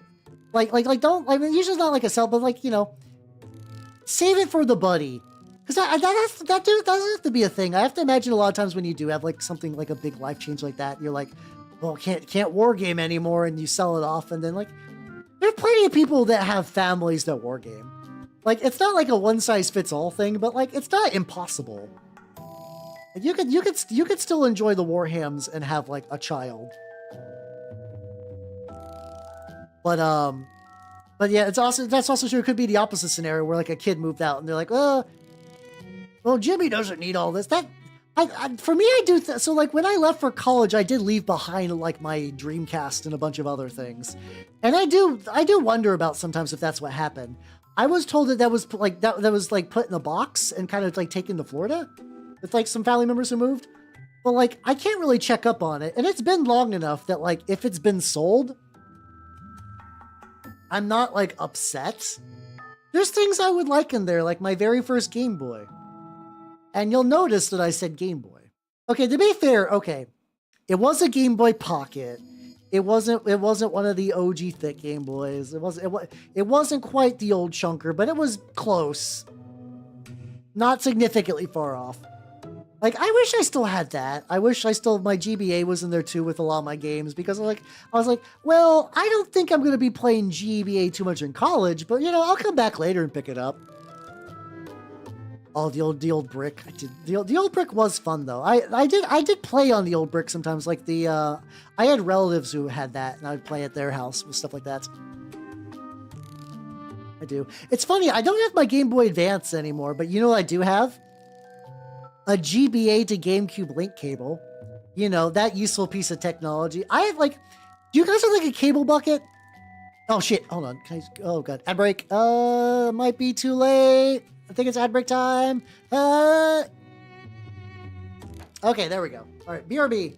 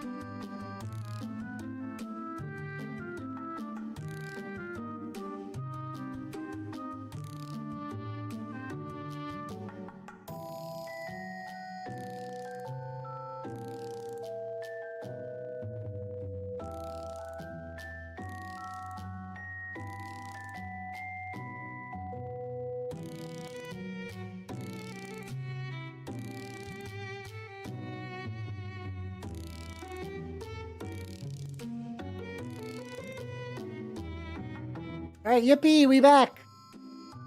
Oh, wow. There we go. Not jork it, please. Something I have been finding is actually kind of handy though, is that like when I am on ad break, I'm like, oh yeah, for like little bits I can pull up like real close to my face. I could be like, oh, there's like a little bit in there that looks a little weird at this angle. That's actually genuinely helpful. This is one of those things that like I kind of lack compared to a lot of other mini painters. I paint at like roughly maybe about like a foot and some change away from the model. And like sometimes with mini painting, you do want to get like your shit like right up in there so you can actually see it. Once again, I love how they look. I love how they fucking look. Look at the lads. They're not even done and they just look good. This is what I'm talking about where it's like I love the way rhinos look. I just like their shape, and it's also these are also like pretty much tailor made. So I'm gonna like, you know, these are not done at all. These are so much more stuff they need to do. Like, okay, I'm gonna talk to Razorback back. I'm just gonna take like a couple lads, not like I said, barely even dry brush.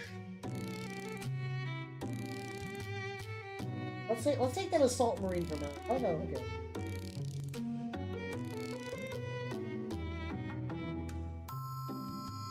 Like that just looks. My fat ass tail's covering so much. This just looks nice. Like even in this unfinished state, it just has like a very good board presence, which I enjoy. Go find it. Yeah, I have to, like I've not tried using a blender for grit, but that does sound like it could be very legit, depending. Oh yo, yeah. I have like a desk off to the side, and I need to like remove midis from that, which is just at some point. Yeah, it's tricky though because it's hard to justify buying a better blender, but one is ostensibly like, you know, buying a blender that is designed to like actively shred, you know, materials that will harm it long term. Like if anything you put in that, like any blender you use for terrain is just going to be inherently fucked. That's just sort of the nature of the beast. And that's so unfortunate because you're like, well, a better blender would get better results, but also like, do you really want to spend a lot of money on grit? You know what might actually kind of fuck? I was actually about to say a motor and pestle, actually. Where you just put some like, you know, some like fine grit bits in there and just really just like smush that shit. And because it's entirely mechanical action, it probably won't break. That could potentially be the sauce, maybe. Maybe there's some sauce there. Spice grinder could make sense, especially if you're doing like kind of like leaves and foliage and whatnot. Foliage. Jesus Christ. You know what I mean.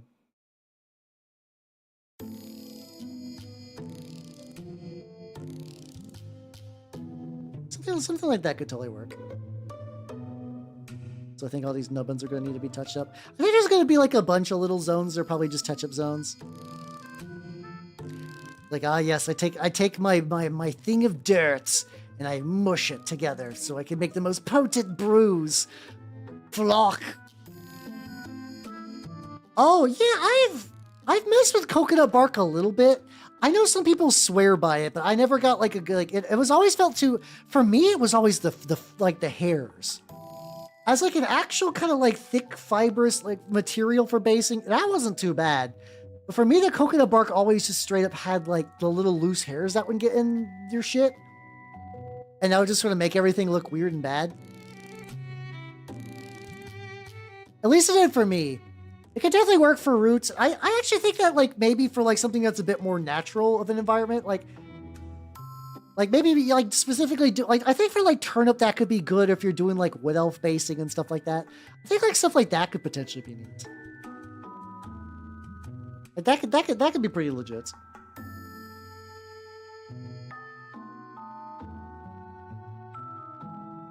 Scattered bits around here. I do think adding the little bit of the bronze to some of this is, I think the bronze is definitely for me selling this more as the Sons of Horus.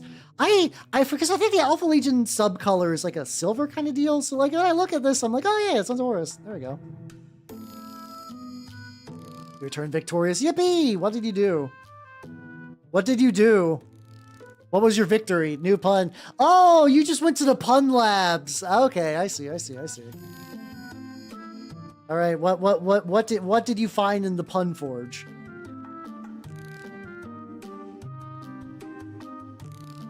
Drop at the darker metal because I'm seeing like some of these little nubbins. If I look up through a right angle, I see a little bits of the blue.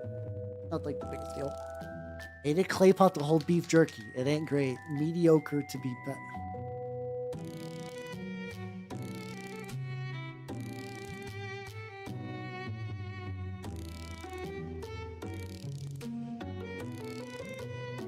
I don't know if I get that one. I'm gonna be honest. That one, like, I'm not like upset or mad. I don't. Fuck, I did the wrong thing. I grabbed the wrong color. I'm baffled. How you doing, Fuber? I be working on metal boxes today, and the metal box harvests have been good. See, I'm used to ochre, hearing ochre as like a color. So it's like a weird dirty yellow? What? Why? Not that. Think it might need to send that back to the, well, to the pun factory a little bit. Oh, congrats, hell yeah, let's go. Nice. You just like switching banks or what? Like, oh yeah, how you doing? A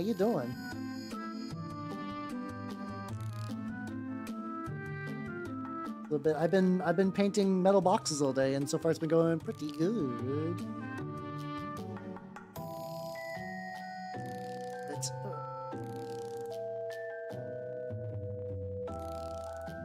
Because I'm probably gonna need to touch some other stuff. I believe trench segments in particular mention that there is a height. Like, I think trench segments up to like 1 or 2 inches. Switch bangs. Ominous, but all right. How you doing, Fagoth? How you doing? I'm painting metal boxes. I vaguely recall, but I do vaguely recall that the trench segment has a rule that you can climb up it for like not very much, for like free or effectively. I was talking. Oh, thank you for the streak. Hell yeah. See, let's go a little bit. Let's.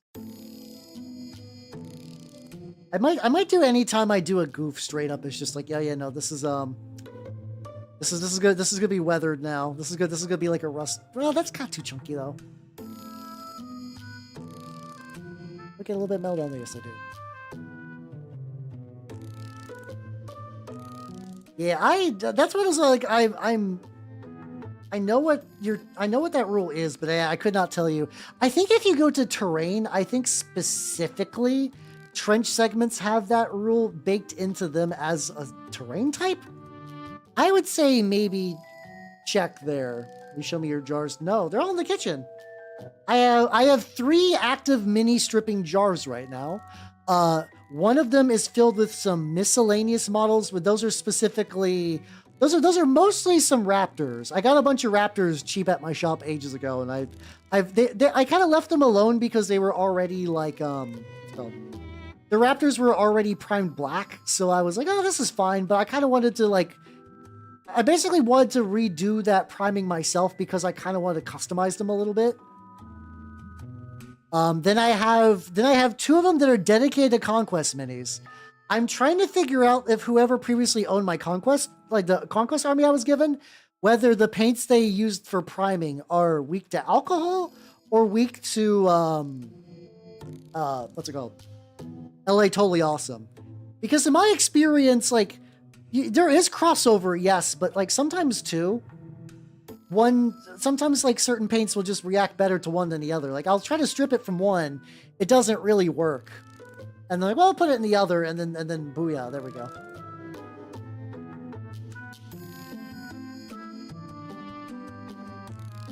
Get a little bit on there.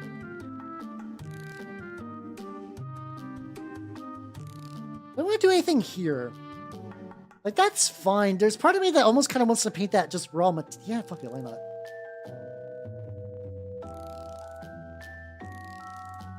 I think inherently rhinos are going to be a lot of armor panels anyway, so I think maybe anything I can use to kind of like differentiate that slightly might be kind of fun. I'll leave that little bit though. I'll leave that little nubbin not metallic, and we'll go from there.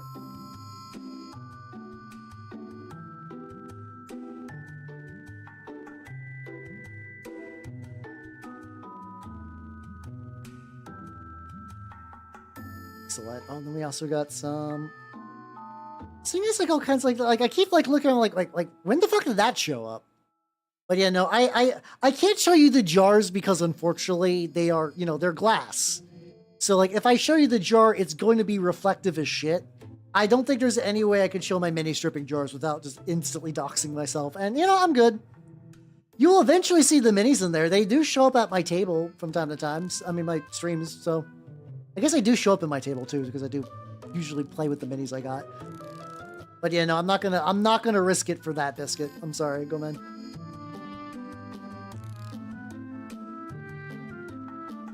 Timer picture with a stand. Nah, it's because I usually don't There is. Hey, let's go. There we go. I vaguely remember rules. Called. Usually I don't have like a set like, oh, I put this in there and it's going to be ready to go in like a couple hours. I'll usually put minis to strip in the paint and I'll just kind of leave them for like a couple days. I'll just show up later and be like, oh, okay. Oh, I used to have a specific footnote. Oh, that would make sense. Okay. That tracks.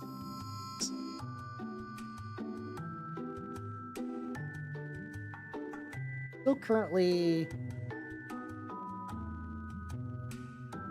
Everything I'm doing is mostly just looking for, like, if I catch legitimately, like, any little bit. Like, I can see little bits here where, like, I can see some of the metallic. I mean the blue, the bluish green.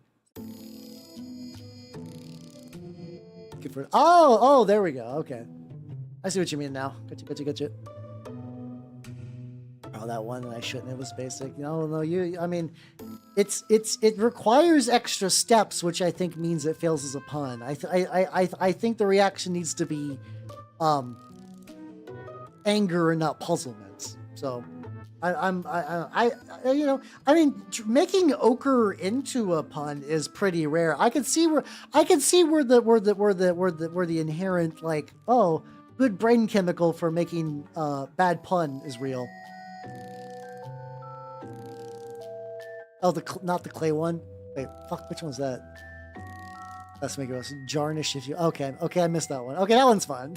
that one's stupid, but I kind of like it because it's stupid. I'm still not over that pun. But yeah, no, Jarnish is fun. I do like Jarnish. There's like little bits where I can still see like the black primer. I think it's okay. I'm very curious because like I don't think I've done like a. Like, I'm probably going to do a big scale enamel vehicle wash. I know I could use oils at scale. That'd probably be good. That would probably save me some, like some varnish. But it's also feel like I'm going to be missing out on some shit. I want these to be like roughly in sync with my army. Let's see, how do we look at them?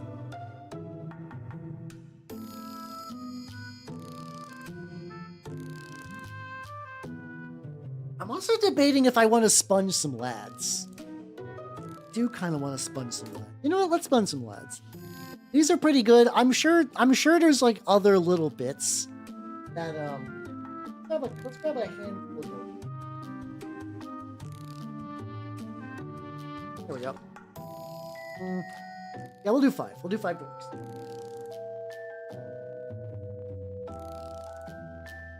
Joker. I mean, hell yeah, let's go. Are you two going to go halvesies on the carcass front? That would also be pretty fun, especially like because that's going to have a dedicated 2-player campaign, so that's like kind of perfect for your guys' setup. So hell yeah. Okay, I'm gonna see. So originally I had the bigger, a little crusty now. Wonder if this is still going to function like the kind of sponge I want. Yeah, this is. Yeah, let's test it out.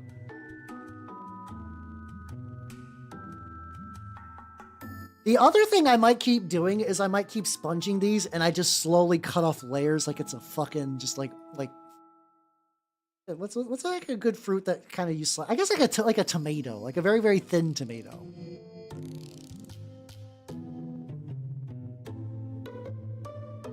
And this might almost be too crusty actually.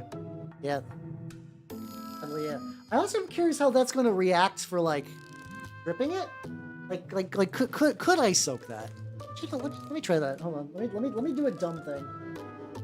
So yeah, this is 2 rhinos worth of crust. A good solid rind, but let's see.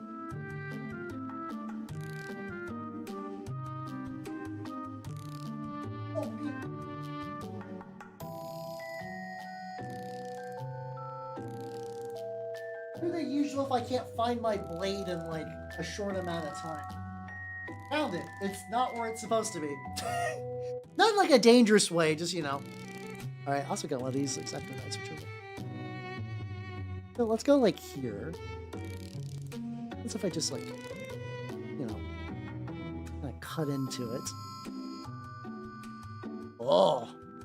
Oh, okay. Okay. So now I have a solid, crunchy disc. I guess in theory, there's a world where I could just, like, had it. So, like, I don't really see a huge reason to throw it away just yet. So, it's, you know. It's also kind of crazy how it, like, how dense these sponges are. Like, I did, like, pretty heavy, sponging today. And, like, that didn't sink in too much. Let's zoom in deep on the lads. Get some of that in there, and it still might just be too big though. That is also potentially true, that like maybe this size. I guess I keep forgetting that like this first layer needs to be pretty even coverage. Maybe that one is just condemned to vehicles.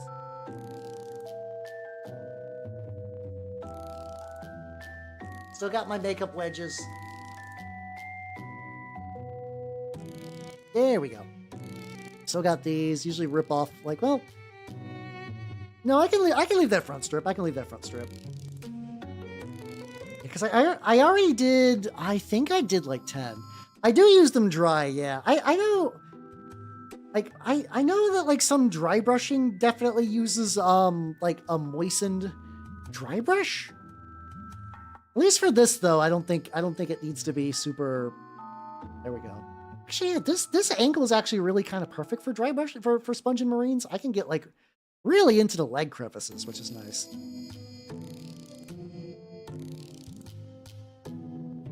Like, I think the only place I can't really reach, unfortunately, is just the chest. Like, I can kind of poke in there. And, like, I've poked in there a little bit with, like, I did use this, and I probably will still use this a little bit for, like, you can kind of sponge the side bits, and that's what I was doing, but for really, I think the benefit of this is I can just go, like, a little bit in there. That also might just be better for, like, hitting that with, like, a very tiny amount of actual brushwork.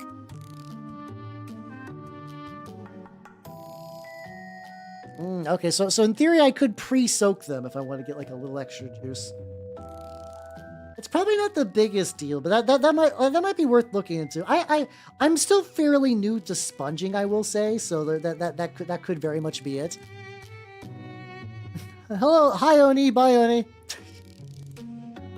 I guess just hitting the chest with just like a little bit of this paint on a brush is like good enough.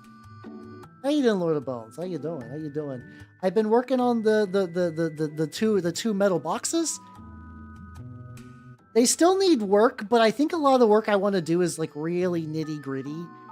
And I think I'm kind of just in the mood for just, you know, I do need to get these guys done as well. And these are going to be the dorks riding in the Rhino. So it's not like a total non sequitur of a model to kind of a couple models to end on. So I'm just going to use this to get like a little bit more paint under their chest armor and bullshit. I'm doing some reading. Hell yeah, what you reading? Things have been going pretty relatively solid for me today. It's nothing too crazy. Oh yeah, that guy's totally open. So let's set him aside because he's gonna get the next waves of like proper action spell. Alright, get all these. I did. Okay, sick. Never mind then. Hey, let's go. I have not heard of that book, but it sounds rad as shit. Hell yeah. I'm currently continuing to do Sons of Horus bullshit.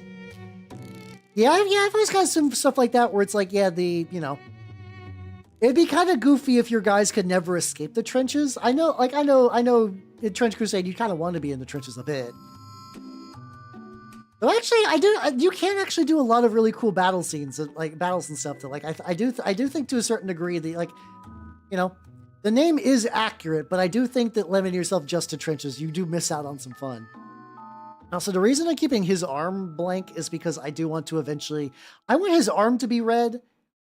Well, see, okay, this is actually interesting. So initially... Actually, I'm going to change that. So initially, when I got these, my current iteration of what I'm doing was not my first draft. My very first draft was... these guys were just like lodge brothers of my word bearers who got separated during the crusade and just kind of kept on trucking with the word bearers.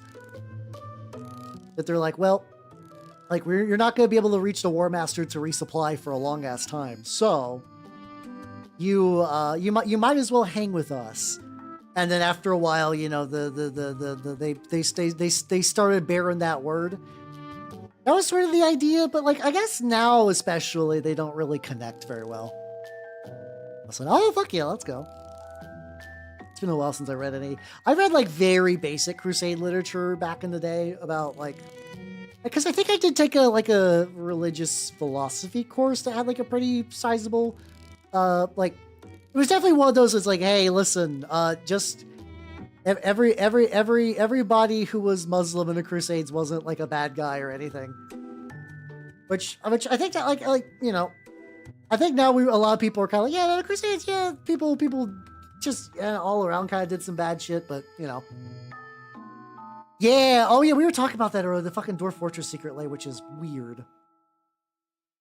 Like, sadly, I say sadly for me in particular, it's got good cards in it. Like, Runescar Demon is like one of the reanimation all-stars, and Terror of the Peaks is also really solid. The other ones are goofy, but they're not like, I hate them. It's like, sometimes, that's always the thing.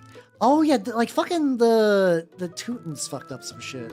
I remember right. Because I remember I was looking, there was a Saga edition for the Crusades, and I was like, oh, that'd actually be kind of fun to do for, like, back when I was thinking about playing Saga more. Yeah, just some real Teutonic bastards. And then I think somebody else at the local shop was playing them. I'm like, shit, never mind then. Mind you, I've barely played it. I've played one game of Saga in my total life. I had a lot of fun. It's one of those war games I would love to go back to revisit. Saga is like, it's a historical war game, but it's not like super historically accurate, and also the gameplay is really fun. Not that like I could go either way for games being historically accurate, and like there's like a lot of cool stuff with that about the history and whatnot. But also too, depending on the game, the Pagan Rus can summon a fucking like, it's effectively just you spend some like the game resource to sort of just make the weather be bad. As in, like, you just sort of, like, kind of, like, knew what the weather was going to be like and planned accordingly. It also does mean, though, that, like, to a certain degree, you do magically summon the weather. Yeah, I mean, everybody in Trench Crusade's up to something. That absolutely tracks. It absolutely tracks. Put on my fucking glasses.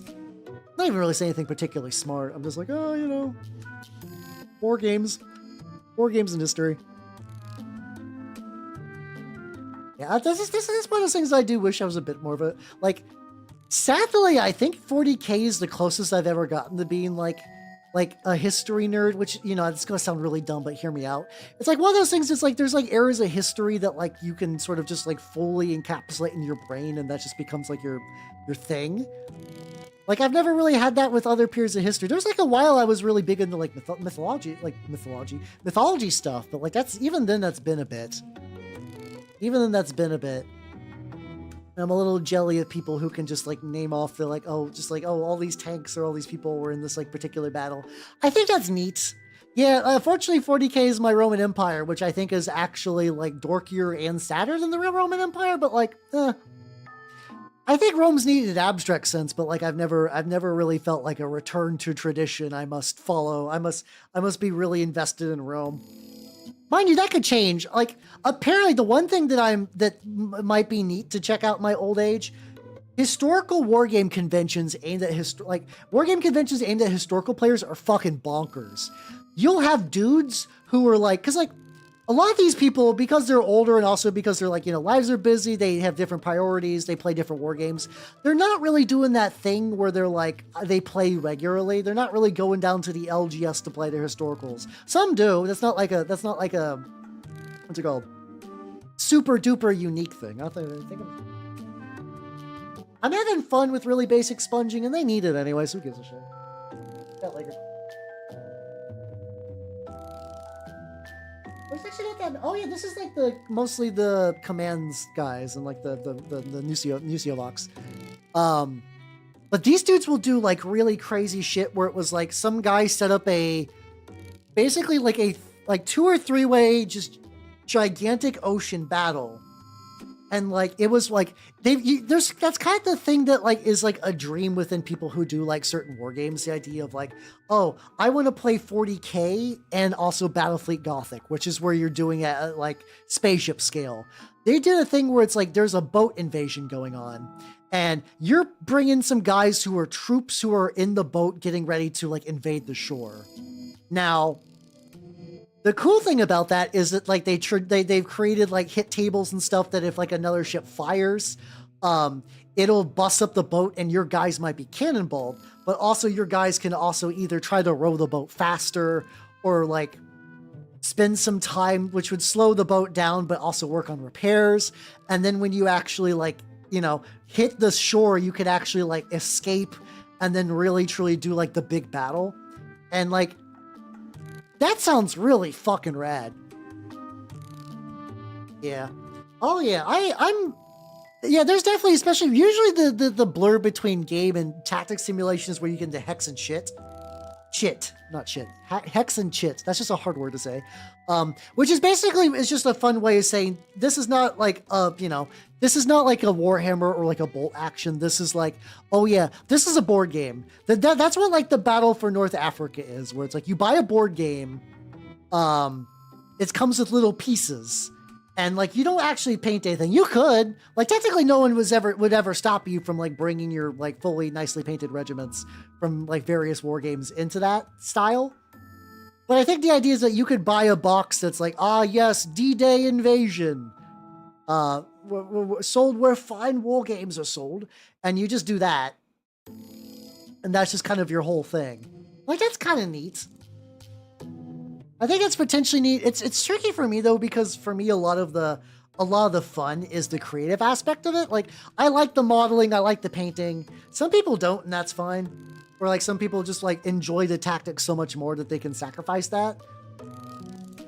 I can't do that. I have a hard time already doing like smaller scale stuff. Because smaller scale stuff is really fun because you do get a better feel for like having like a big fuck ass army with like relatively little minis.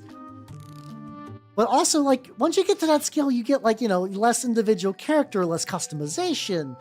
Like, there are ways you can customize and, like, leave your mark, but a lot of times that's more like color choice. And it's not what I really enjoy out of the hobby, you know? Oh, God, yeah. Oh, yeah. I have, like, a couple of Perry minis I picked up ages ago for Turnip. I've not actually done, like, a proper Perry minis box. I own some Vicatrix, Anglo-Saxon, Anglo-Danes, but like I've not painted them a whole lot.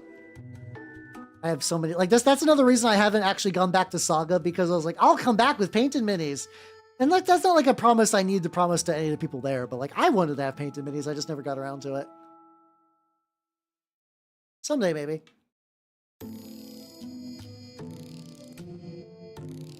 I don't think I've been to a museum that had like a nice kind of like cool like miniature base exhibit like that. There was like a really cool thing that I'm kind of sad I missed, but there's no way I would have ever been able to go to it, as opposed to like I've missed like war game cons and stuff, and that makes Adepticon fills me with the biggest fucking FOMO, I swear to God. For context, for people who are not like big mini people, Adepticon is like the North American wargame convention. There's like Salute and stuff in like the UK, which is like, I still think probably a bigger deal.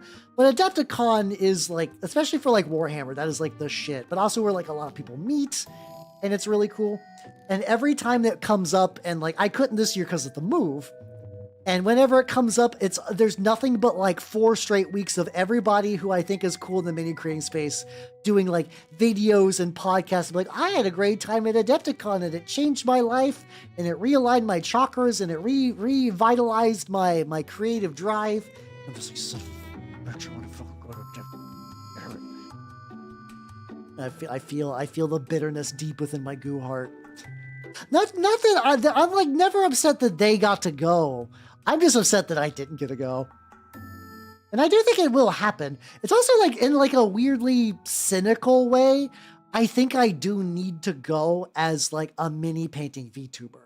Like I think like in the way that like a lot of VTubers they treat TwitchCon. Adepticon is kind of like that for mini painting people. Like a lot of times people do like hang out and like, you know, do meet each other. And I don't want to be like, I want to go there to get corporate connections and really, really, really improve my brain reach. But it's like, you know, it'd be cool to like meet up with people that I think are really neat and get to know them. And like, that's just kind of where you do that, you know? It's hard to do that. Yeah, it is.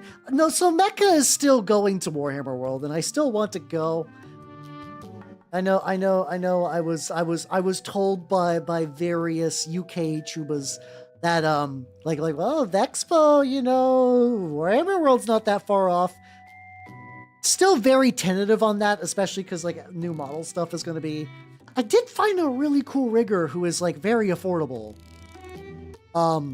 I'm gonna wait until after, you know, I'm fully moved in and also got my line art finalized, before I want to confirm that. But it's so goddamn. I think that, like, I'm very happy with what Milky Mama did. I do pretty legit. It's kind of, it's very crazy how quickly VTuber tech advances. Like, I've had this set up for like 3 years now. I still think it's pretty good. A lot of especially like newer VTubers would kill for this level of like, you know, moving and features and whatnot. But goddamn, do people in the scene every year is just like crazy changes. Even like VTube Studio alone, I'm almost upset that I can't pay for VTube Studio more. VTube Studio is so fucking baller.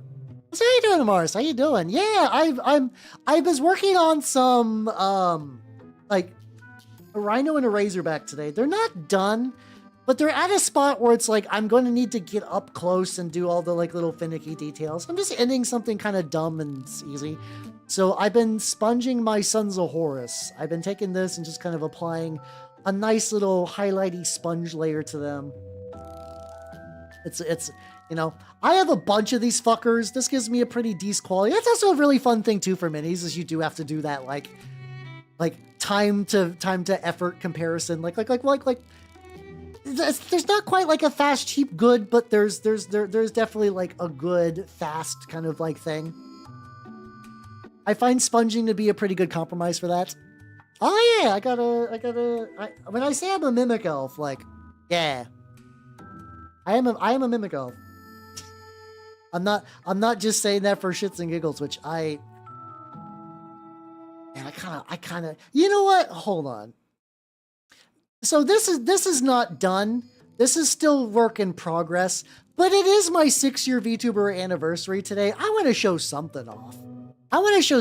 This is not going to really give away much. It's not going to really fully like ruin the final reveal whenever this is done. But Nazuna Mama be cooking. She's doing really crazy shit. I want to see. I'm gonna, you know, I'll share this. Yeah, so to be fair, I did not do a big celebration, just because inherently I've been busy with the move and whatnot. It's really, really, really hard to do that with, like, you know, I'm gonna probably bump it back maybe like a month or two. If not, maybe part of me is like, maybe I just combine it with my birthday, and that's fun. That actually would give me some nice buffer room.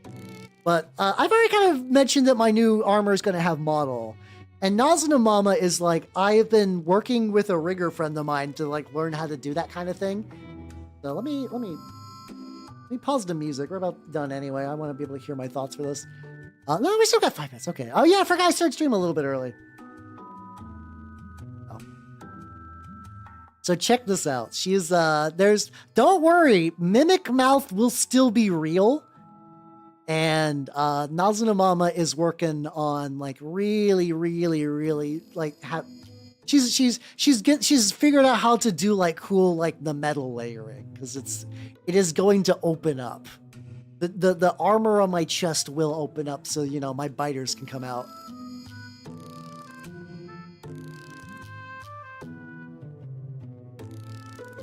No, she really fucking does. Hold on, once again, let me shout out my art mama.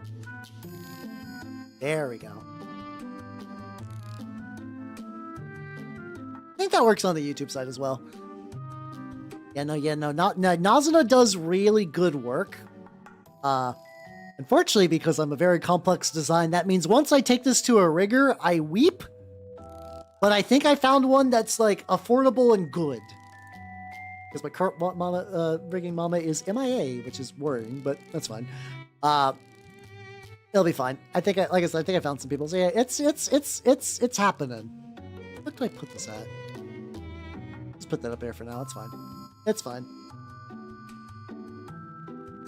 I know I'm very excited. I'm very, very, very excited. I think eventually for the, like, when I do like a proper celebration for my anniversary. Also, once again, these guys look really like this is what I'm talking about. For, hey, anyone who's like got a big pile of shame, people will say, like, you know, like, oh, you'll like you can speed paint an army. I'm gonna say the big thing, honestly, legitimately, you can do it in bits and pieces. Let's get this up a little bit so it actually shows up. So like, do a color, legitimately do a color, and then do like another color, and then another, and just work your way to it. It'll look good. It'll eventually look good. Like, look at, I'm very, this looks really banging together.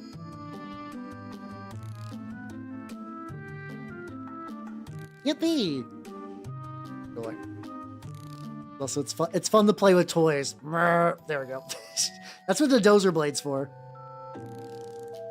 Yeah, go at your own. But I think it's the thing is because, like, you know, we're in that, like, oh, never linger on anything. Mash through stuff as quick as you can. Speed paint, easy technique, blah blah blah blah blah. You know, the idea of like and I've solved for this too. Get done with project. Work on the next project. Don't remember how cool this project is. Get it done in an aggressive, quick way. But yeah, legitimately, like, little bits and pieces do help. They definitely do help for sure.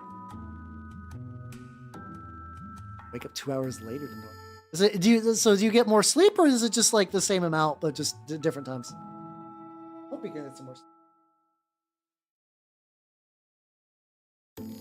Because, listen, my desk is a fucking mess. I'm hoping tomorrow I can get them moved around. Oh yeah, actually, you know, I was like, I could start working on their base color, but I think with that, it's going to. I'm gonna probably do another sponge layer. Probably not today. I think it is wrap up time now. So let's pause the music. Let's go to the chatting screen. All right, thanks for coming, everybody. I had a lot of fun schedule-wise. Half-Life 2 Real. Half-Life 2 Real on Thursday. I'm like most of the way done for the bridge. If you know, you know, and if you don't, it's fine. It's a cool big bridge you're just kind of like moving around on. And then Sunday is going to be the last stream I do ever. No, the last stream I do for about like 2 or so weeks while I do my move. I don't know what I'm painting just yet. I might even go back to these guys just for funs, you know, just to kind of get them wrapped up and whatnot. But it should be good. Hell yeah. Thanks for coming, everybody. I had a lot of fun. Yeah, so far the move is going pretty good. I will keep everybody posted. So with that, I'm going to cut the YouTube people loose. Bye-bye, YouTube people. Bye-bye. And